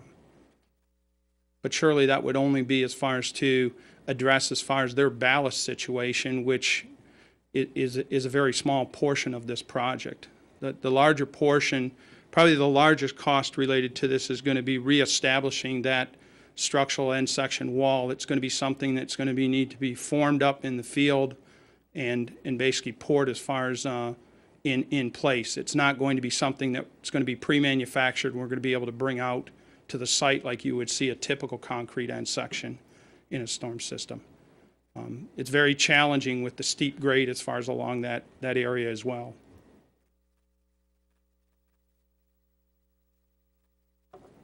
Could you explain what the $5,000 bidding assistance means? Basically, what they will do is, as far as they will assist us as far as in the advertisement, as far as of the bids themselves. They will tabulate as far as the bids, as far as on behalf of the city. They'll check as far as for any bid errors or inconsistencies as far as on the bids themselves. They'll also verify as far as the individual bidders as far as for the project to verify any references as far as that will be required to make sure indeed that they're able to as far as complete this particular project on behalf of the city. Is that because it's specialized and we can't do it? Is that because it's a specialty of building that head wall off there and we don't have the capability of doing that type of work? We don't have the capability of designing that work, nor do we have the capability of constructing as far as that particular work. This says bidding assistance. I'm not talking about design. Mm-hmm. I just wanted to know what bidding assistance was. Was that advertising in the paper or correct? Yeah, correct. It's putting the bid package together, advertising it. They check out the references on the bids and that kind of thing. Reviewing it, all of that. And that's what HDR will be doing because we don't do that. We typically do not do that. Correct. Okay. Correct.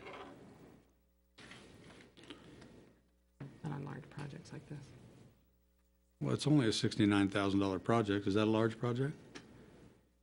Well, but we're not doing any of the work on it, is what I'm saying. Okay. We're not doing any of the work. That's still not fixing it. We still got an additional charge. This is just design Yeah, only. yeah, this is just the design for, And going out to bid. The whole project The whole is project's- 250 to 300. Yeah, the entire This thing is is design, and it's also the construction engineering, which would be the inspection as far as of the work itself. Engineering estimate is what, 275? that's what I. Correct. Yeah, about Correct, for 275. construction. Right. I would hope that we'd have a conversation with the Union Pacific, because, I mean, this is a major help for them. Yeah, we will have that conversation with them in part of the design work. HDR has. Me too. They have a Railroad. branch that deals as far as in, working as far as with railroads, as far as not only in this region, but several of the different railroads as far as. What their So specs they've are. assured so us like- that they'll contact them and on our I'm behalf. talking about on the payment. Yes, yeah, I do, I am too. We want to see if they can help pay Big it. deal for them also. We'll I ask. I haven't seen your easement agreement, but my guess is that it obligates you I'm sure it does. to maintain this. Yeah. You- We can ask for them to assist, but it's not going to be likely. But Since it's going under their right-of-way. You were probably legally obligated to do this work, Oh, exactly. as if you want to use it for, if you want to continue to use it for Will that drainage. section of track be closed while the project's going on? My probably not. anticipation on this project, having dealt with other railroads, is that they likely will have a staff member out there during the entire time that the project contractors are working, and they will reroute as far as their trains as far as from that particular segment of track. And that's for safety reasons more so than anything else.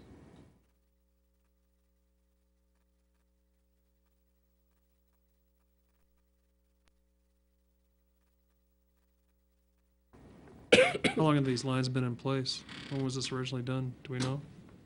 I do not have as far as information on that. I do know that Wonder what the life There- of this is. I mean, how long is this fix going to last, you know? Probably 53, 'cause the flood went through there and changed that oxbow.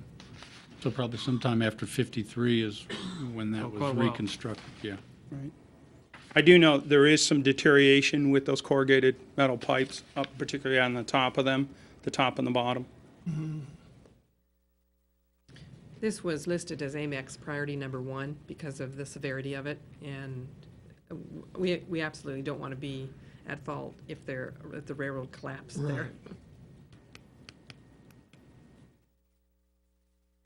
Necessary fix. I know the railroad was doing some work around there. If they, I mean, what was it, a year ago when the railroad was in that area doing work on the track? And They were replacing several ties within this area, as well as crossings, in the last 2 years.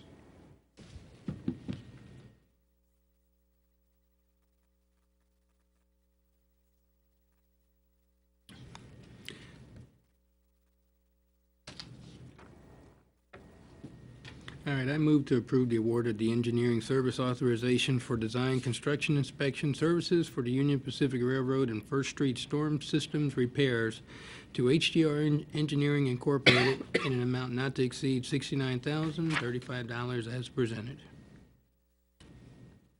Second. We have a motion and a second to improve the engineering design standards. Is there any further discussion? Not standards, agreement. Agreement? Is there any further discussion? None. All in favor, say aye. Aye. All opposed, same sign. The ayes have it, 5-0. Thank you.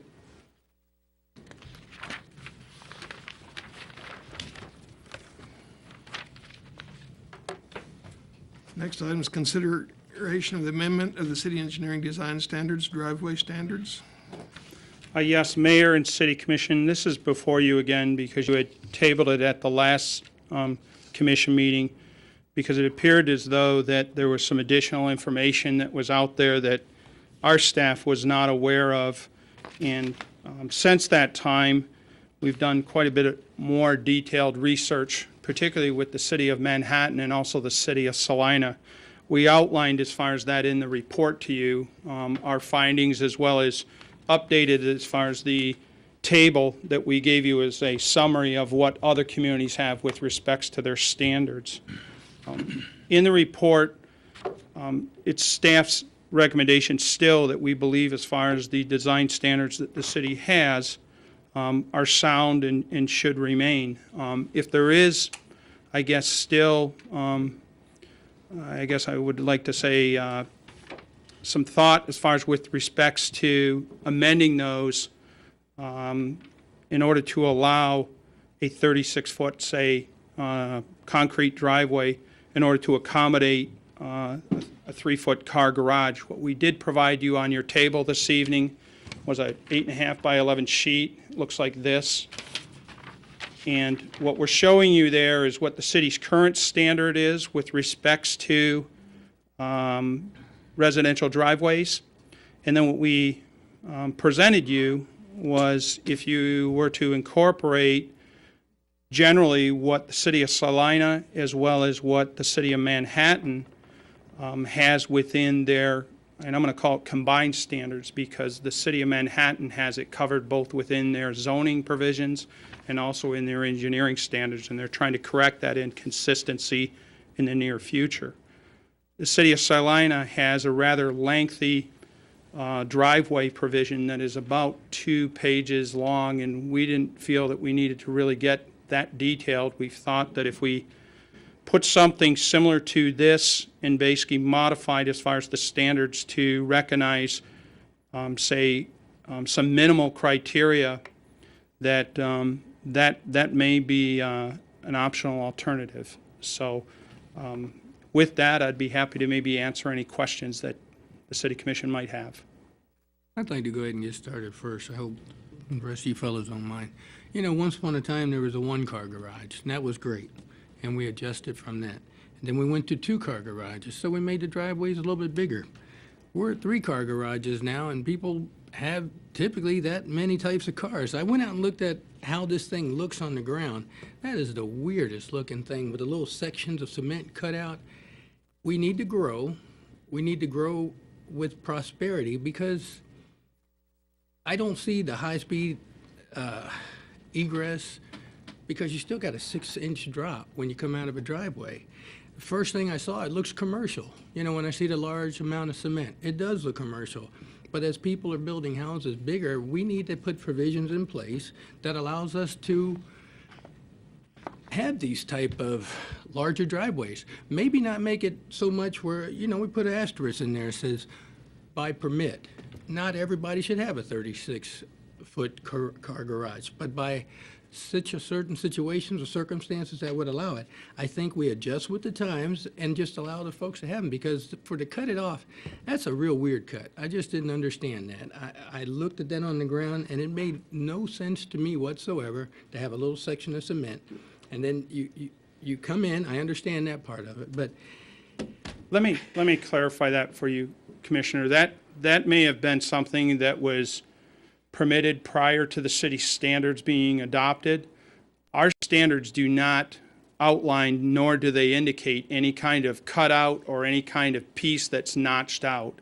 As you look at that is on that drawing, essentially we have a solid piece of concrete. There is no notches, there's no gap, there's no curb segment that's boxed out. The standards that we have today basically say that that driveway is 30 feet wide and there's no cuts, there's no notches. It's basically 30 feet wide from the garage all the way out to the curb. There is no notches that are that you see out there. It's unfortunate that you see several of those. The one provision that we do look to as far as address is making sure that we've got a gap between, call it the property line or common property line from one neighbor to another, and you see that on there, which is that 5 feet. And that's so that you don't end up having a driveway from one neighbor tilted in. You've got all the sheet flow or water sheet flowing from that driveway directly onto an adjacent property. Could you take a So- look at this for me? I'm aware of as far as what's out there in the community, but sure. That little notch I'm talking about is this little notch right there. Correct. That had to be put in there. Yeah, And we it don't- gets filled in with cement. We don't do Correct. that. And that was prior to the city's, that was prior to the city standards being adopted. I'm aware of as far as that occurred numerous times as far as throughout the city. And again, our standards were adopted in November of 2013. So, what took place prior to that, or the 5 years or even 10 years prior to that, yeah, we've got a number of things that have gone out there. So part of that is the confusion of, between builders and the city as to what code says or the standard. Right? Because, that was done last week where they put the notch in and they were under the impression that it had to be there. And you and I talked about that. There's nothing indicated But what within I'm the saying city is, standards, right, that indicate So I'm that. saying that there's confusion between the contractors and the city as to, about that notch. Because they were under the impression that that had to be there. As far as I know, and I've talked to the individuals that work in the engineering department, we also converse on a daily, weekly basis with individuals in building and codes and also in public works. It's not something that we're directing as far as them to provide, which is a boxed out area or notched out area. And so, I guess my question is that being communicated to those folks then that that is not required? Because as of last week, that was their impression, that that had to be there. Yeah, and I can't comment who they received that from. I They do know. received it from the city. I do know that I specifically sat down with all the staff involved in this and said, people, you need to become very familiar with what the city standards are, both not only the written text, but also as far as the drawings that we develop, because those are the standards and those are the guidelines that we're using as we convey to individuals the method of which they should be constructing infrastructure within the city. So where that notch came from, I can't tell you. It's not something that is standard within the city's engineering design standards. So it's still back to my question. So is that going to then be communicated to folks that isn't required? Because as of last week, the impression was that was required. I guess in that instance, I think what I need to probably do is find out who indeed conveyed that to them. Because I do know that our staff is not directed as far as in that sense. It's not something that is standard as far as within the design standards. So where they're getting that information, I I'm couldn't totally say. getting it from the city. They showed me a piece I of know paper that came from the city that says, Right. here's what you need to do. And that's, I'm just saying, that needs to be communicated and clarified. You assured me that wasn't supposed to be in there, and my question is that, now I guess maybe your staff needs to go out and talk to those folks and say, that isn't required. Because Absolutely, as absolutely. I mean, it's the same as 2 weeks ago when the gentleman was holding up a sheet of paper that was 20, 25 years ago. I'm not saying that there aren't those drawings floating around. They surely are. The city did not have official adopted design standards until November of last year. we all understand that, yes. So anything that was done prior to that or handed out prior to that, beyond See, here's what- where we keep going to this thing. I get it, and I know that stuff was passed. But recently, this information was given to folks to go down a path. And that's what we keep talking about. I agree. We need to have consistent standards. Yeah. One of the problems that we've had in Junction forever is that you show up and I tell you can do this, the next person show up, and I want consistent things. But right now, it's still, and that's all I'm saying is let's make sure everybody knows that notch isn't required, and let's just get that word out. Is not your design standards on the website? Yes, they are. And we would gladly always give them to them. And I've suggested, and Greg has agreed, that once a year we should have a contractors meeting and try to educate them. We can't force them to come, but we would invite them to come and see if we can get the education out. But it's available to them. And we'd like to know who gave him that supposed drawing, because it didn't come from any staff that we've asked. Mr. McCaffrey, your argument that stated that if you have this 36-foot driveway, you could potentially be draining onto your neighbor's property. Aren't they supposed to be, No, what we're indicating, as you see in that supplemental sheet, is that we look for, even if the driveway was 36 feet or 30 feet wide, we still look for that 5-foot gap between the common property line and the edge of your driveway, so that there is an impervious area for water to be able to drain, as well as sheet flow towards the street, okay, and not be sheet flowing onto, say, your neighbor's property. So that wouldn't have an impact as far as on that width. okay.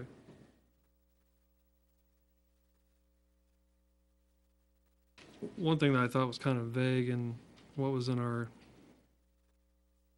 the stuff for us online is that it says that it's allowed in Manhattan and Salina for certain circumstances, but it doesn't, you don't really come out and say what those circumstances were. Did I miss something, or did anybody? No, those circumstances were summarized in bullet format on the bottom of that table, which is page 140 in your packet.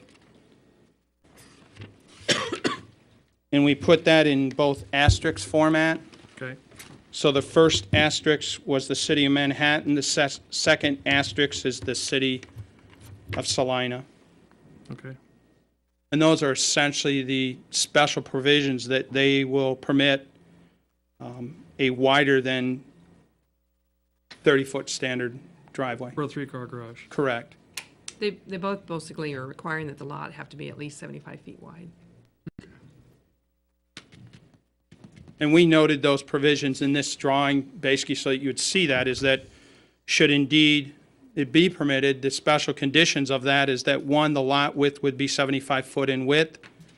The garage would be a front-facing garage. It would be a 3-car attached or attached carport. And that for cul-de-sac lots, you'd have still, as far as look to maintain that 5-foot interior lot separation. Because again, when you get into those cul-de-sacs, you generally have those pie-shaped lots. And what we didn't want to see was that if you have a pie-shaped lot and you're looking to come out with a 36-foot wide driveway, and that takes up your entire, call it right-of-way area, your driveway is sheet flowing basically onto your adjacent neighbors. And we were indicating that we didn't think that was something we'd want to see. Okay. But there would be provisions when it would not have an impact whatsoever then? If I have a 100-foot lot, 36, I could put a 36-foot wide in there, and it's not on a major thoroughfare or right-of-way. Correct, correct. I think I think as a city, we should look forward on how we can, not so much, we should work with the public. That's what I think. We should work with the public. I understand there's a lot of stuff that's in place. I know we work with the public all the time. But if I'd had the forethought, I would have bought the lot beside me and put a 3-car garage up and probably asked for a 36. I wouldn't have thought of that right now because my neighbor, I'd be in his house just about trying to put a 3rd-car garage in. But I think we should work with the public in some cases, and that's why I say maybe not grant it continually, but we look at each situation. I don't see like where it's just being rock hard. Again, I want to say this the correct way. Nothing's rock solid. I never accept the first 6 no's. So you tell me 5 times I can't do it, I'm going to come back a 6th time, I'm going to keep going until I find someone who's going to tell me yes. And if I have to take it higher, but we shouldn't have to get to that point because if it doesn't, if it's not in a cul-de-sac, it doesn't interfere with the water, the runoff of the water, and doesn't give us that high-speed egress and access, I think it should be okay.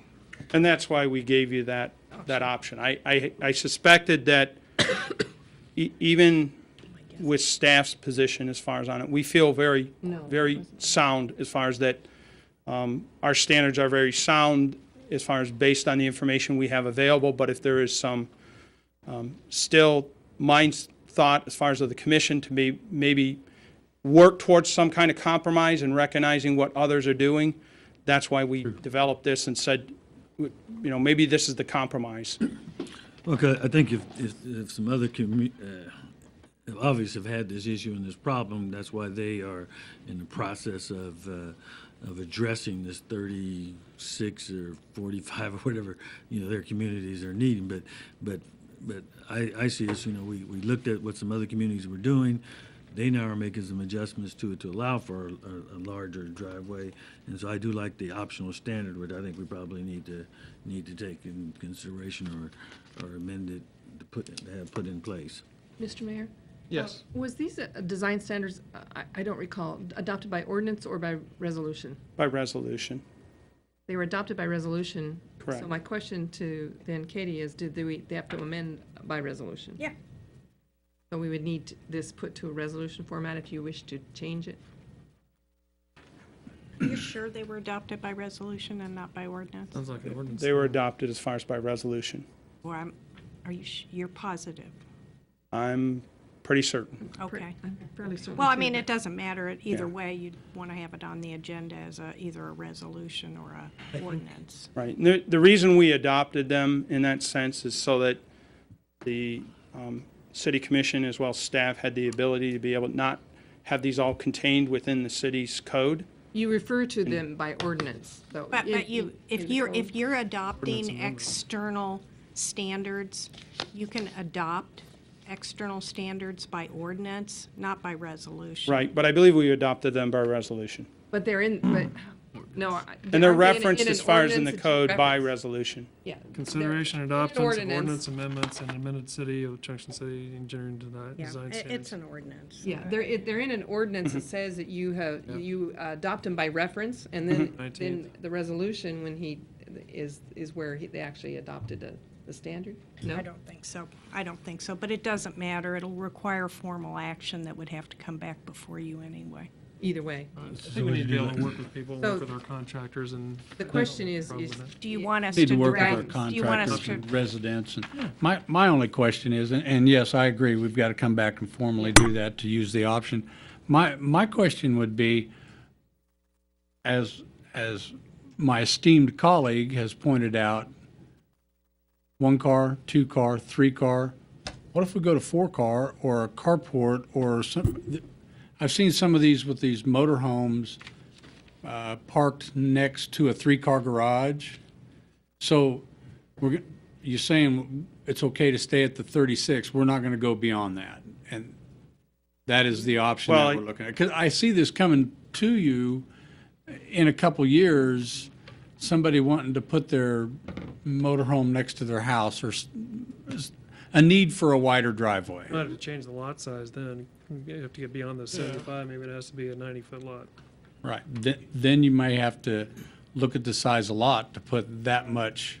Driveway as percentage of the Yeah, lot. as you noted in the table, the minimums and maximums, quite honestly, they're all over the board. Right. There is a 23 little to bit of 4. there is a little bit of a mean there that you see a lot of them are honing in on, which was the 24 feet. And I can say that was very common back in the, I want to say 80s and 90s, very common to have that width, as well as saying that if you do have a 3, 4, I worked in a community that 80% of the houses being built, and they built 600 to 700 of them a year for about 8, 9 years straight.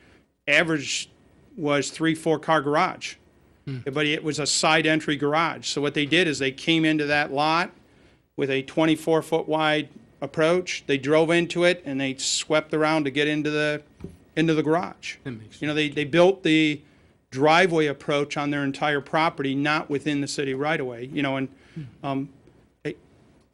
I think what we were trying to do here staff-wise was to say, you know what, yes, let's work with individuals. I don't think we're going to see this a lot, but I think when we do, in reviewing what both the city of Manhattan is looking to eventually have consistency on, as well as what the city of Salina has, I think this is a good, as far as compromise, if we choose to go in that direction. The optional standard. Right. Right. Okay. Right. I like the optional standard. It gives what the developers want. It gives what our newly built home residentials folks are looking for 3-car. I like it. Let's roll. I like that one too, myself. Maybe we'll buy up 2 lots out there to build these on. There you go. So Two now, lots and put 'em on so the now tax at roll. another meeting, they should need to, whether it's an ordinance or a, We need to bring it back. resolution, it needs to be Yeah. brought back and So you are- to include the optional standard. You're directing city staff to build that ordinance or resolution. Okay. We can do And we can do that. Okay. Thank you.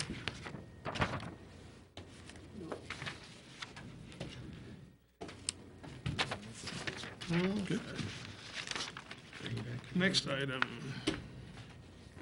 is consideration and approval of a resolution for the Safe Routes to School application.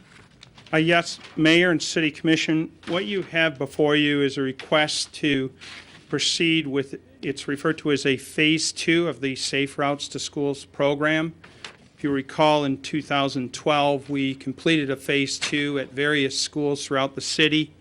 We included a map for your review, but it was probably hard for you to review online or on your iPad. So I've given you another document that actually we've added some additional information. It looks like this. Essentially, what we're looking at is 13 locations, and I believe as far as a total of 5 schools throughout the community. We're looking at filling in gaps, signage, and as well as striping. If you'll recall, when we did this project the last time, the city pursued the maximum amount, which is $200,000 through the KDOT administered program. There is some additional cost that the city would incur, and what we did in the past rather successfully, which sort of pared down our I call it the construction cost, was that we, through the Public Works Group, we ended up doing the striping and the signage as far as in-house. However, when you put the grant together, it needs to be a complete, as far as grant package that include all of the provisions with respects to providing those walkways. So that's why you see indeed that included in the cost estimates that have been developed. Should the commission approve this resolution, the application is due to KDOT the 3rd week of July. This would be for a 2015 year funding as far as programs, so we'd be looking at as far as, hopefully as far as receiving, as far as notification from them, as far as on this project in the fall, so that we'd be able to proceed as far as in 2015 with this project. In the packet, call your attention to page 149 of it, which basically gives you as far as more of a summary of the construction cost as well as the anticipated engineering cost as far as for the project. Combined, it's roughly around $310,000, with $200,000 of that coming through the Safe Routes to Schools program. So with that, I'd be happy to maybe answer any questions you might have on this. At the very top of your map, right under where it says Legends, is that a walkway that's going to be going across the airfield? I thought that same thing too. Because I looked at that. That's clearly going across the runway there. The dirt. No, that's a typo. I apologize. That's actually showing you the legend, and it didn't box out. It didn't box out in white. Okay. So let me. It's not the walk. It says legend, and then it says safe route in pink.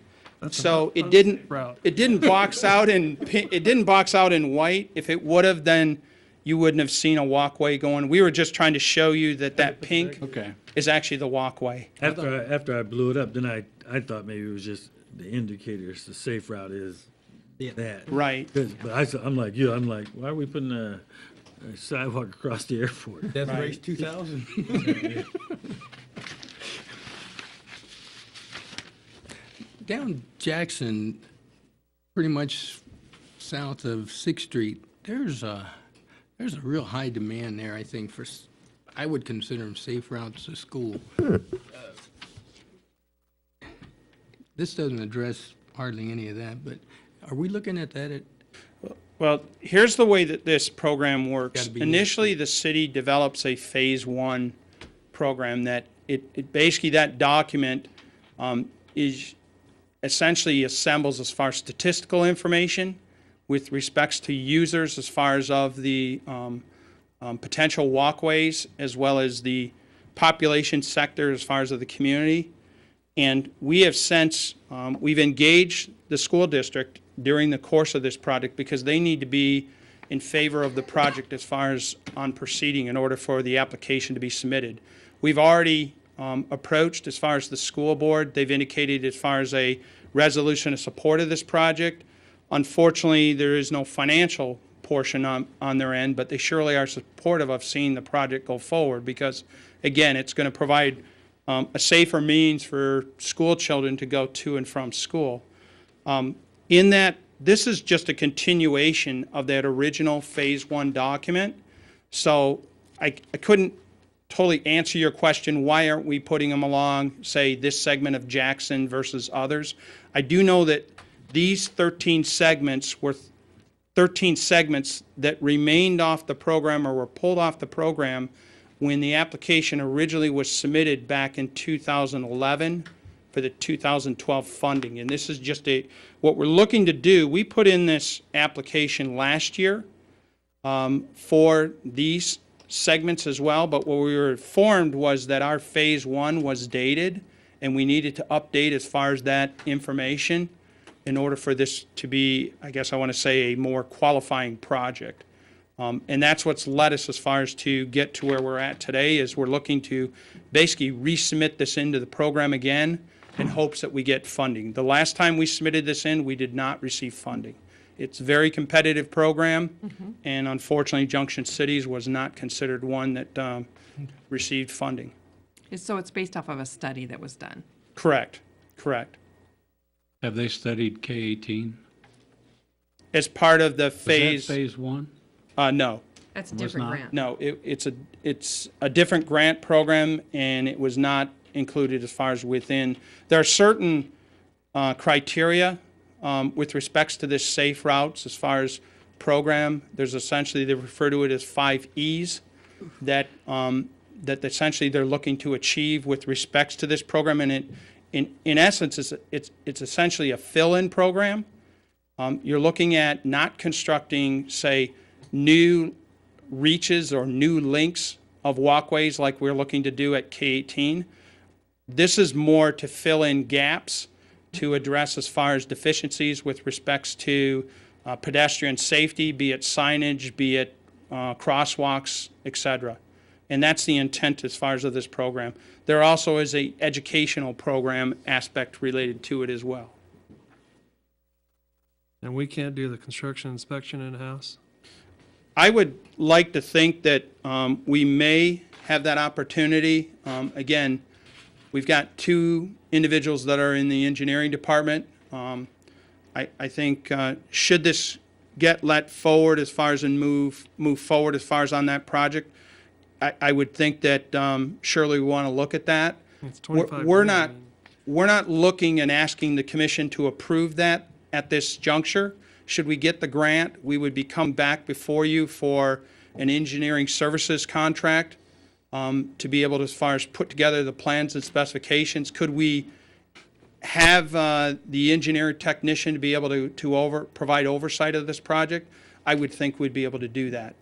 We did the last time that we did this in 2012, we did do that in-house. We did, Yeah. so. Right, but we need to include that Need to use as part more. of the grant application. Okay. Yeah, that's a significant cut to our costs there on our end. But as I noted, there, absolutely, the inspection, and also note, we pared back doing the signage and also the striping. On all of these locations, we did that in-house through Public Works. Right.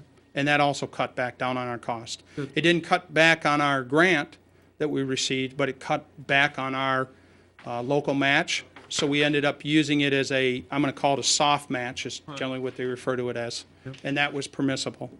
Because it's grant funds provided by KDOT, KDOT would have to agree to that. Okay. And so initially, you have to put it in the grant application, but then you negotiate that if you're awarded the grant. Okay, Correct. And that's what we did the last time around. great. Okay, in summary, the the grant is a 2-to-1? It generally is it's generally a 50-50 is what it is. is what they're, in other words, This you one can here go is- up to, projects that they generally will fund is that they're basically saying, we'll provide you a maximum of $200,000, no more. So if your project is going to be in 310, they're saying you still only get 200,000. It's not 80/20, just on It's not a, construction. right, it's not a percentage split. It just so happens that that's what ours broke down to. And in essence, what we're trying to do is finish out these segments that were identified in the phase one that originally was developed. This is the type of grant that the more match you give, the more likelihood you're going to get it. And so they look at, So this makes our application look better. yes. And we'll take care of the stuff afterwards. Yeah, you are more competitive Right. if you match more. A higher match. Yes. Very similar to what you do in housing grants. Housing grants are the same. The more you match, the more they're likely Yeah, you're going to this get may it. not be our final number. Yeah. Due to a soft match. Yes. Okay. So for $3 worth of work, it's going to cost us $1. Correct. Okay. Or That's less. The bottom line. Bottom Or line. less. We need to let people know That's that we're right. going to spend Right. $3. It's only going to cost us $1. Right, Got it. right. We target. That's good. I'll move to approve the adoption of Resolution R 2761 for the submittal of a Kansas Department of Transportation Safe Routes to School grant for various locations as presented and outlined. Second. We have a motion and a second to approve Resolution R 2761. Is there any further discussion? None.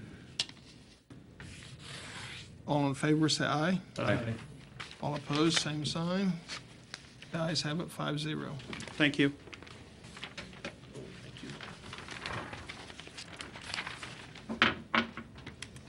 Next item is consideration and approval of the bid package number 6, the immediate needs for the Southwest wastewater treatment plant gas-fired boiler units. Yes, Mayor and City Commission, what you have before you is a recommendation to award a bid for the replacement of the boiler units over at the South Wastewater Treatment Plant. A little bit of history, as you'll recall, we've had a lot of issues with those particular systems, and this was identified through HDR Engineering, their study, as one of the immediate needs that should be addressed as far as part of the city's operation of those facilities. We advertised for bid. We also direct solicited several contractors. As you'll see in the HDR recommendation letter, there were several companies that were direct solicited, and we also outlined the reasoning of why indeed those particular contractors chose not to bid. Unfortunately, we only received one bid for the particular project. It's being recommended that the award, as far as be accepted, to C&K Construction. The other item that we provided to you, as you had indicated on the prior immediate needs, was to give you a summary of basically where are these immediate need projects going and what's taking place with them. I provided on your table this evening, because I know that table likewise is very hard to read, and unfortunately, we have quite a bit of information we're tracking on these, and I know that even this table is probably very small as far as with respects to print, but I wanted to be able to provide to you as far as some detail of where these particular immediate need projects were. And if you will look at the column that deals with construction cost estimates, where we had initially estimated these immediate needs to be about $385,000. Back when we came to you back earlier this year, we indicated that when we retained HDR Engineering that we felt those projects would be in the range of around $400,000. If you go over to the several columns over, you'll see indeed a final quote or bid document, and you'll see that right now, should these gas-fired boiler bid go forward, we're about at $328,000, and the item that still remains are those DAFT and chlorine as far as pumps that would be replaced as far as at the South Wastewater Treatment Plant. Essentially what these units will do, which is quite a bit different than what we have there now, is these will be alternating 8 units. They will not be as far as housed hot water tanks like you have in your home, but they will be instantaneous as far as type units that will be rotating, and likewise we'll be putting in a softened type water system, which has been unfortunately one of the problems we've had with the boiler units that are out there right now. Those units become very pitted. We've had a lot of issues with them going down. Even as we speak, we've got one right now that is out there that the commission approved us to be able to move forward with and put it out there where it was still under warranty. So right now, we're operating this system with one of those, I want to call it massive as far as type, octopus type coiled units, as far as that's how indeed it cools as far as its system down, as well as heats the water up. As we've got several coil type units that are used as far as in the system that is out there today. And by moving forward with this, that'll eliminate as far as the hopefully the issues that we've been having out at that plant. The boiler units are used extensively related to the industrial pretreatment that comes in from Armor Eckridge. So they're used as far as a hot water instantaneous means to be able to wash the roto screen, which is the screening mechanism that pulls out as far as the solids that come in as far as part of the wastewater stream from Armor Eckridge. So with that, I'd be happy to maybe answer any questions. I would like to note the dates that you see on here, they are changing as we get shop drawings reviewed and get as far as the other projects as far as procured and moving. But the only ones that we have remaining after this boiler units would be those pump systems. And we'd be looking to hopefully bring that back before you here, possibly the second meeting in July.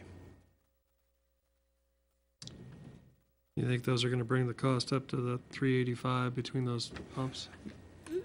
Well, as you recall, we went out for bid twice on these units. We only received the one bid. I believe it was for $144,000. You can see that that's rather excessive from what the engineers are indicating they should be. Right now, they are in the process of working as far as with the sole source providers of those units and trying to develop as far as a fair price that we would be bringing back before the commission as far as on those units. Are we pre-treating the water prior to the boiler? No, gas pre-treatment? Prior to the heating of the water? The boiler units basically are basically a flushing means off the roto screen. Right. So the roto screen is a drum that's rotating. Right now we have it's referred to as an external rotor screen system. As part of that phase 1 improvements, we'll basically eliminate as far as that external, and it will be an internal unit that will have larger orifices on it, so therefore it should be much more efficient and less having an issue to clog. The hot water is not used to treat any of the wastewater. It's to clean the equipment. It's to clean, but that's all it does. But we're having trouble with the hot water, right? Did I misunderstand? No.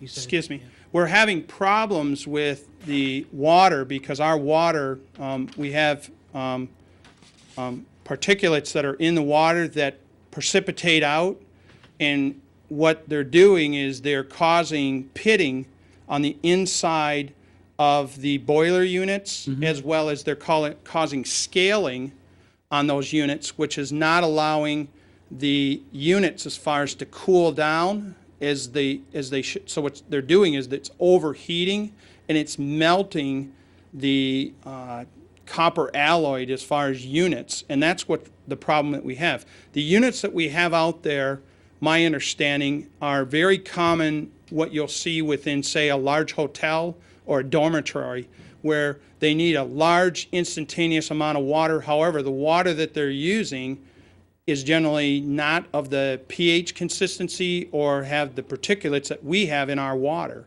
So that's what's causing the issue on these units. By going with these particular units and putting in a water softening system, which is part of this package, that hopefully will eliminate that issue from taking place. And I just thought we already had pre-treated water.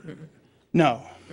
It's not raw water, is it? No, it is treated water, but it's still, it's the, We don't have a softener. it's the, Yeah, but it's our the pH changing and our as far as, hardness- it's the changing of the temperature that is causing as far as the problem to that water. So the change in Unit. temperature is raising the hardness, and it's not treated at site, it's coming treated to that site. Right.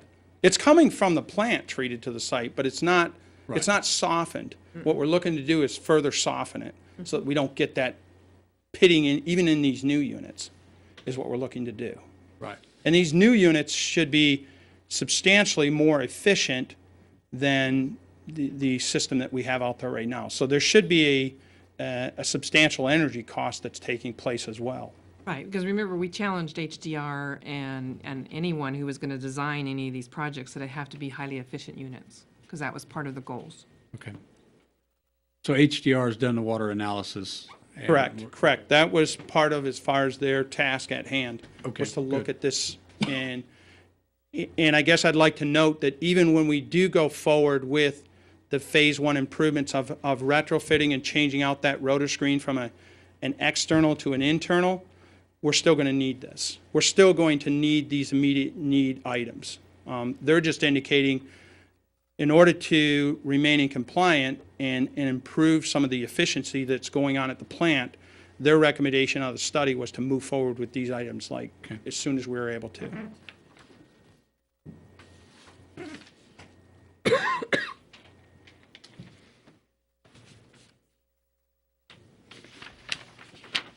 Any further questions?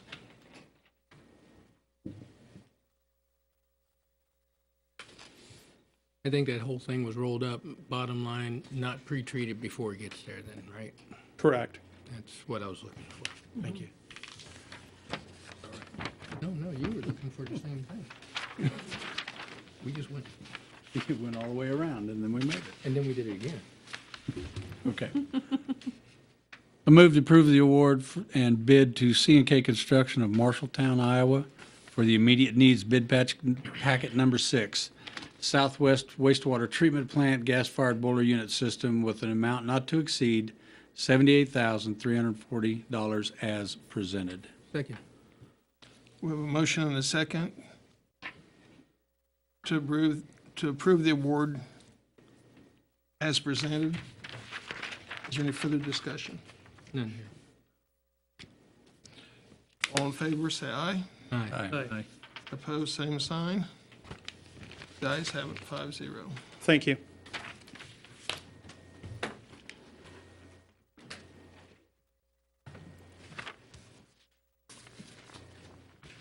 Now we get to come to commissioner comments. Commissioner Aska. Well, we're getting ready to come up on holiday. And I know folks are going to want to go out and, as I've seen them standing in line, along with myself, purchasing those fireworks, clean up your mess. That's the big thing. Clean up your mess. You know, we don't want people not to celebrate, but you know, you buy all that stuff, discard it properly. Don't leave it out in the street. Don't leave it for your neighbors to pick up. And I have noticed that in the parks that there are signs that's clearly posted, and I trust that the police department will be diligent. If you miss the sign, then you got to be blind, and then you shouldn't be out there lighting firecrackers. So enjoy the holiday. Also take a moment to remember why we're celebrating that Independence Day. And don't forget about the park. Sundown Salute will be going on. July 5th, Brigade will be playing. It's Military Appreciation Night, sponsored by Corvallis Military Living. So come out to the park. Corvius. Corvius, yes. I've said it 1,000 times and it still doesn't come out right. Okay, thank you. Commissioner Landis. Thank you. Got a few things. Cheryl, do we have some trash truck problems past couple weeks or so? We had two trash trucks down, so they were doing a double shift in order to, so they were picking up two routes in one day. in order to accommodate that, so. Well, my hat's They off both- to the department that takes care of all that. It's a lot of extra work, and we appreciate s- what they do. They did a split shift, early morning, late afternoon shift in order to accommodate, because the two of the four trucks, two of the four trucks were down, which is another reason why we have the one truck is on order, a new truck is on order, and August, September, it shall arrive. And as we proposed in next year's budget, another one, with the intent to, we've got to get the equipment updated, because that equipment is run every day. Yep. Well, we greatly appreciate what they do. I know that's a tough job, and thank you. I'm going to make an appeal that we kind of started this a couple years ago when we started doing something with the Helen Park property. We're in a little bit of a standstill. We've had the last 2 summers, we've had groups from AmeriCorps that have come out and built trails out there, and they've done a great job. It's a nice place to go walk. Walk your dogs, walk yourself. You don't even know you're in the state of Kansas back in there. I mean, there's trees, there's rocks, there's hills. You will definitely be winded going through there. But we're getting to the point in time now where we need funds. We need funds to build a parking lot and do some other things out there. And I'm kind of making a plea to the community to donate. I'm willing to put some more money in myself, and I'm going to be nudging some other people to hopefully do the same. This can be a real jewel in our community. To have a natural wilderness type place within a town is rare, extremely rare. So please think about it. It's any donation you make is a donation to the city, so it is tax deductible. So that's something to consider as well. I'd like to thank Mr. Carmen and the job he's doing on blights in our town. I think he's highly professional, and he's really getting a lot of these things cleaned up, and it's something that's been needed for quite a while. It's a long process, and every home is different. There's always a different situation out there, but I think he does a great job sifting through what can be saved and what cannot. So we appreciate what he does. And lastly, I'd like to thank all of our service members that grant us the freedoms that we have, that we need to appreciate more every day. So have a happy and safe 4th. Thank you. Thank you. Commissioner McAllister. Today being the 1st of July, the ordinance for no use of cell phone goes into effect. Is that correct? Actually, Commissioner, I was going to address that later. But Okay. Yeah, I'm sorry. it actually went into effect, 2 weeks ago, Monday, Tyler, right? Published on The signs have still not been put in place by Public Works. They were waiting to get those in. I think they're in the process of getting those in. Once they are placed around the city, then we will begin kind of a warning phase. We've done 2 radio shows, one with K-Man, one with KJCK, talked to the Daily Union, and we'll try to get education out there. And then we'll go into a kind of a warning phase for several weeks probably before we actually start giving out hard tickets. Okay. But I would point out to the commission, there's a lot of evidence, particularly I think there was a case in Riley County just this last week where a bicyclist was killed, and the information that's come out as a result of that was that the individual involved was on the phone. And then there was a case, I think, of a pedestrian up in Topeka also that was killed and in that particular case, the evidence was that the individual driving the vehicle was texting. So I think it was a wise decision, and we will move forward with the prosecution of this ordinance once we've gone through a period of warning and trying to get the information out to the folks and so on. So we are not there yet. We're waiting for the city to be posted before we move forward with the warning phase. Okay, thanks. The signs have been ordered. We're just waiting for them to arrive. And as soon as they arrive, then the staff knows that they'll get put up immediately. Okay. Recently, there's been some information about possible troop reductions at Fort Riley. We live with that all the time. We did lose a brigade out there.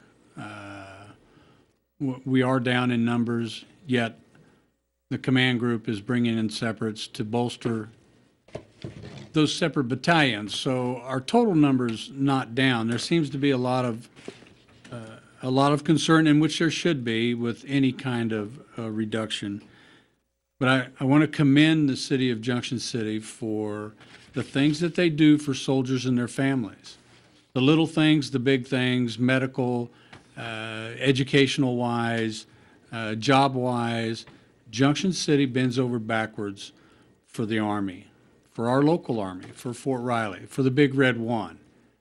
The message we need to make sure that we hear out of the Big Red One is that our partner in Junction City is a great partner.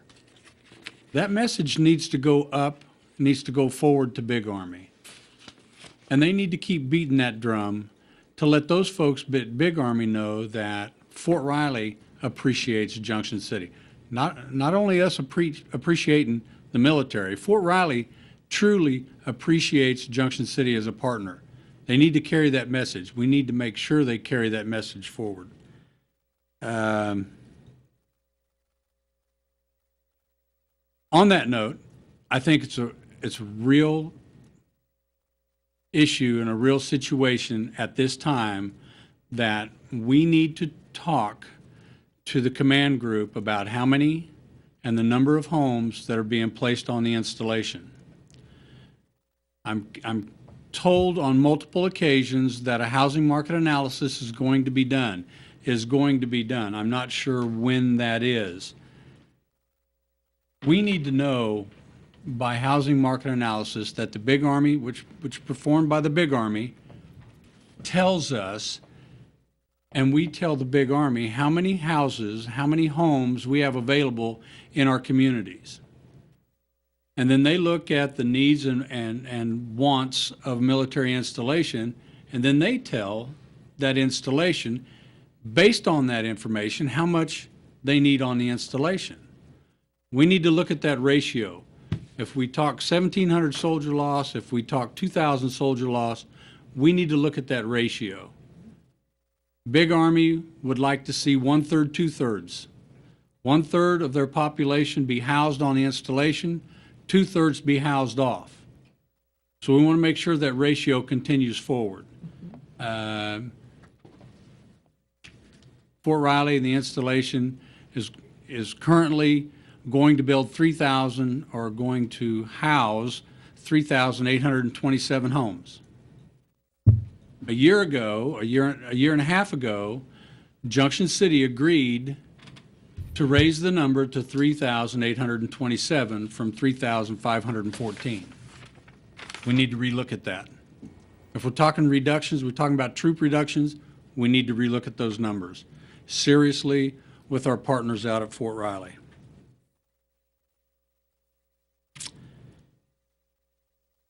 And with that, I believe that's all I have to say, other than have a safe Fourth. We'll see you in the park. Commissioner Sands. Good evening, good evening. Okay, we commissioners continue to receive complaints about tall grass and trash not being picked up. The process is this, you can bring it to us, however, we're like a middle loop. We prefer for you to go to the city, that way you're taking it directly to the people who are going to do something about it. If the city doesn't respond to it, you can also include us in it, but I've noticed that the city responds quite quickly when they receive a message. Tall grass, trash, blight, whatever the case may be, the city responds extremely quick. And not just because I'm forwarding the messages, but I'd like to know about it, so do continue to include us commissioners, but just realize we're the middle person. We have to take and read that message among other emails and then forward it to city staff. So it may be a little bit of a delay. With that, it's going to take anywhere from the time the blight person gets there, we have to give those folks, those people that own that property, time to repair. They have to have time to repair. They get 10, it may take anywhere from 10 to 14 days. Then after that, that's when it's our turn to go in and take care of it. So it's not done immediately. I also wanted to put out, I always appreciate our state representative attending our meetings. Thank you very much for being here. I apologize for not being able to make your coffee. I mean, whenever you say donuts, I still have a love for donuts and coffee. I may not eat the donuts, but I love to look at other people eating them. So it's like dangling that carrot in front of the horse to make them go. When you say donuts, it's like, gotcha. I still have that, but I won't eat them. but I'm proud that you're here and you know what's going on by attending these meetings. And you can take that word on to the state for us, and I appreciate that. Chief, I'm hoping you're going to carry the other thing, talk about what happened today, July 1st, with the open carry. That's all I want to say about it is open carry. I don't like that topic, and it will stop me from shopping in a lot of places. But anyway, I heard today on the news that's in place, and that's why I can order online. And if they get this internet thing here, I can order quicker online. Cleanup. Cleanup is a whole lot of this stuff that takes place. When the city has to jump in and cut your grass or pick up, it comes at a cost. And I know I cut a lot of grass in my area and I help a lot of people. And all we're doing is if we see an area, get some folks, there's always people out there looking for volunteer. It doesn't take anything special for you to clean up someone else's area. Sometimes it's just simply cutting the grass. I mean, I cut grass for a while until someone finally came back and he said, "Why'd you cut my grass?" I said, "Because you're going to get a ticket." I didn't know where you were at, but I just figured you get a ticket and I took care of you. And that's what neighbors do. That's a great thing about living in this community. With that, have a wonderful 4th of July. Do get involved in, I hear people talking to me all the time, how can I get my community service? Just give me a couple of calls, and I'm pretty sure between the chief of police and the chief of fire and some of the other folks, we can get you some community service hours. If not, I'll be out there picking up grass again here or picking up trash on Wednesday evenings here starting pretty soon as I get done with the budget. That's all I have, Mr. Mayor. Thank you. Thank you. I received notification that Ken Mortensen is going to step down from being a representative at Manhattan Regional Airport. And according to the agreement, the mayor has to forward a name to the mayor of Manhattan,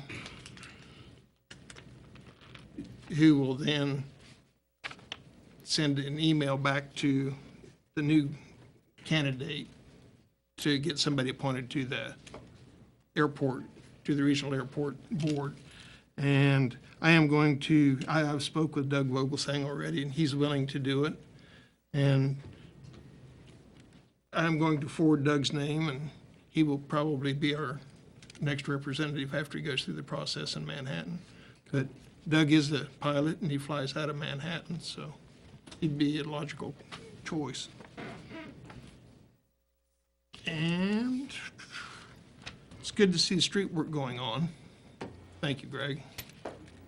And Sundown Salute is here. The carnival opens tomorrow at 6. There will be a hot dog feed at 6 o'clock. Hot dogs will be free for the first 500 people. And there will be beans, and I know because once again, I get to cook beans. I wondered if that was coming. I will be cooking beans tomorrow. Armor Swift is donating the hot dogs this year, and the Junction City firefighters are going to cook them. And I'm sure there will be some retirees helping also. And the Firefighters Auxiliary will be serving in the park along with some of the firefighters. So come down to Heritage Park and enjoy Sundown Salute. Ooh. Ms. Beatty. Along the idea of Fort Riley and all of the discussion of what the right number is for the Army, I'd like you guys to think about who's might be attending AUSA this year, because they're going to be asking here soon. And we make those reservations well in advance and to save money. The housing market analysis, I believe, has started. They've already inquired with us on housing. And so we have been working with them on their analysis. And in the newspaper, I noticed on that subject, they were asking for comments and letters to be sent. And I would imagine this board would want a letter drafted to be sent. And I can start a draft on that if you'd like. Okay? Yes, I have some topics for you. there's some public, Yeah, I appreciate any Public comments comment. that you want to get into the letter, just forward that to me, and then I'll incorporate it into a letter, because it was going to be due by August 25th, according to the paper. So we'll need to draft something. Give me your comments, what you'd like to see incorporated in the letter, and I'll get it compiled. And then bring it before you for approval. That's all I had. Since the topic came up about open carry, I'll comment on that a bit, because I've lived with it here, but much more in Prairie Village. With due respect, you have your state legislature to thank for the inability of cities anymore to either prohibit or in any manner regulate the open carry of firearms in public parks or other public places. That cities can still prohibit, at least for the next 4 years, while we're under our alternative security plan, the open carry of firearms in city buildings, but they cannot prohibit it in other city properties such as parking lots, parks, those sorts of facilities. Private businesses can still prohibit it, but cities can't. So that means it's to me a bit ironic, but on the 4th of July, lots of cities are going to be having city celebrations in their city parks, and they are not able to prohibit or in any way regulate the open carry of firearms, and that's what the state legislature has mandated to all cities in the state. So that is. You can't discharge a firearm in the city limits. I believe that's. No, you cannot, sir. You cannot. Correct. You cannot. Thank you. Other than there's a self-defense exception to that, Correct. of course. But in general, no, you cannot. You know, in the 1800s out in Dodge City, they were celebrating 4th of July a little differently than we do, and it is an It's against still a. We have an unlawful shooting in the city ordinance, sir. Right. Actually, New Year's Eve is much more worse than 4th of July. Okay. That's been on the books for a long Right. time. Okay. Yeah. So I I can just second wanted that. to, and that the July 1st was the effective date of that House Bill 2578, so that became effective today. So any cities that did still have on the books any local ordinances that either regulated the manner of carry, for example, said you have to carry it in a holster, or prohibited it, which Prairie Village still did, those laws are not enforceable effective as of today. Okay. Thank you. Mr. Ficken. I have no comments. Chief Brown. Well, Mayor, if I could just take 1 second. I just want to discuss the new firearms ordinance, or fireworks ordinance, I'm sorry, not firearms. Fireworks ordinance. That was amended this year to include the prohibition of the discharge of fireworks on city streets and in city parking lots. And as well, you've said or mentioned already, the city And parking parks. lots are well, And and parks, that's correct. The parks are well posted, and we will be enforcing that. Obviously, in years past, there's been quite a bit of litter, both in our parks, our parking lots, and on the streets, that people don't tend to clean up, and I think that probably was part of the reason that that ordinance was passed, but I think that's a good ordinance, we will be enforcing that. So you cannot shoot it from the city streets, you can't shoot it from the parks, and you can't shoot it from city parking lots. I want to make that very clear. And that's what they don't have to be posted. That's correct. We only posted the parks to make it very, very clear that we don't want their litter and their fireworks in the parks. The times for the discharging of fireworks is 8 in the morning to 10 at night on weekdays.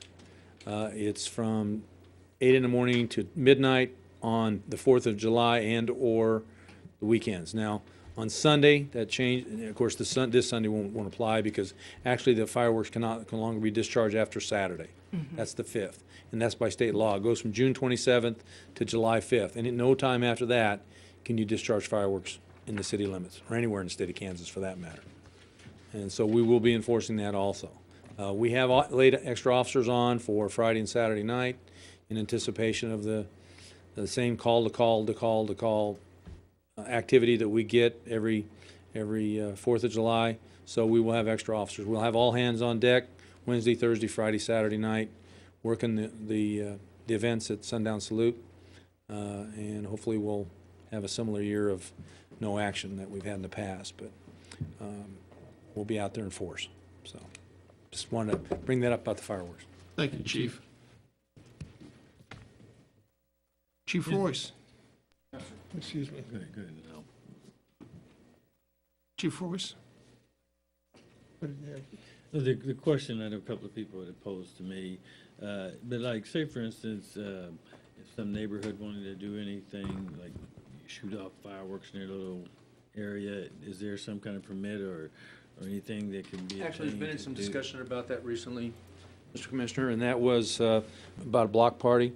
And rightfully so, the city has taken a position where in the years past, we had approved that, but there is, I think on the recommendation of council, that the decision was made that they were going to have to get a special permit from City Hall. They were going to have to show $1 million insurance because obviously they're in the city right away. And should some kind of an accident occur and the city gave them permission to do that, well, they better have insurance to do so. The other thing is then they would need a noise waiver from the police department, and they would also need a street closure waiver from the police department. The question is, also is now that we've approved this ordinance that says that you can't shoot them in the city streets, there's an issue with that now too. Then we'd be changing our own ordinance, or not enforcing our own ordinance for our own law. So that's something that has to be taken into consideration. And that's above my pay grade for I just Cheryl. brought it because that question. Exactly. And we had that put to us recently. We had a recent call-in for wanting to do a block party, and we said, yeah, you can, but you need a special event permit, and that's $120? $150 for the special permit. And then you have to have proof of insurance, and it has to name the city as additional insured for $1 million policy. And then you have to get the noise waiver and the street closure. So those are the 4 steps you have to take if you're going to have a block party. And those are all on the books, ordinances on the books. I just wanted to make sure you guys explain to folks because inevitably you'll have several houses get together and want to shoot something, and I think that they'll think it's all right to do that out in the street. You're doing it at your own risk. You just need to stay on your property and do it. Right. Yeah. But can you openly carry fireworks? I guess that's the question.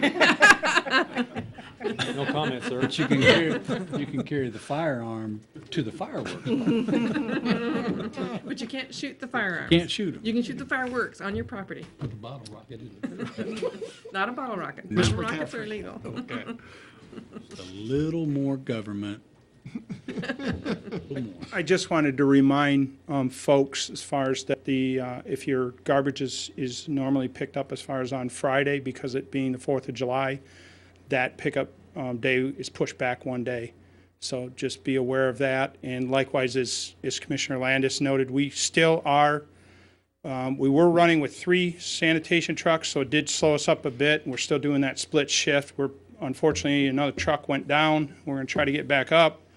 But we are doing that split route, so just be patient. We will get to your route as soon as we're able to. So our staff are out there. We're just trying to keep that equipment up and running. When you say push back another, you're talking about a business day, so. Yes, I'm sorry, right, correct. So normally those that are picked up this Friday, your trash will be picked up as far as Saturday. Saturday? Saturday, not Right. Monday. Pardon?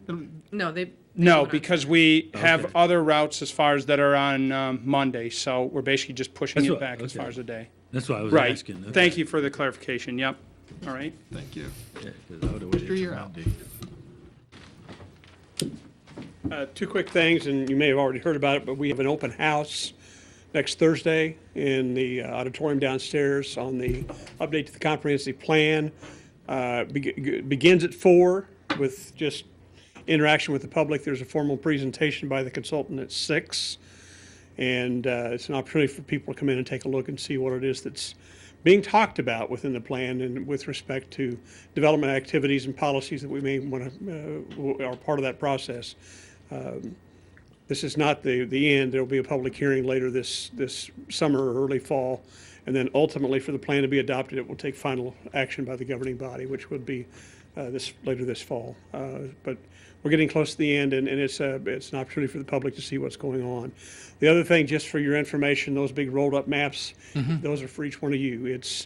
the maps showing the properties that went through the tax sale process that will be part of the discussion that we have next week at the work session regarding land bank and what we might be able to do. So that's just so you'll be able to see ahead of time what all is out there. No sword fight. Mr. Yearout? So, yes, sir. Really, I got an email or two. How do people go about acquiring the land again? Acquiring the land? Yeah, land that's out there for tax sales. And when's the next tax sale, do you know? Well, I don't know that the county has set the next tax sale. Okay. They had to actually have bid on that when the sale day occurred. Exactly. Which was in April or May. I think it was May. Yeah. I don't know when. And if if they didn't acquire at that point, then that door's closed. Okay. And it won't be back again until it's put back again to tax sale, unless it moves into the land bank, and then we'll have some opportunity. And that's what we'll talk about next week, is what all might be able to be done there. Thank you. Mr. Gurman, did you have anything for us? No, sir. Around and back on the on the meeting next week is this, 6 o'clock, and then we're going to take a break, and then we'll do the stormwater afterwards. With that in mind, are you guys wanting something to eat prior to the meeting, or I know some are coming from work? 6 o'clock Tuesday? Yes? Yes, no? Yes. We got a calendar on that? Okay. It's the 8th. Dinner. Did you get one? Yeah, I put it on there. I might have done it myself. I didn't see it. You're coming for that, so Yes. I'll have something for you to eat too. Okay. I'll include you. I move to adjourn. Second. Denied. We are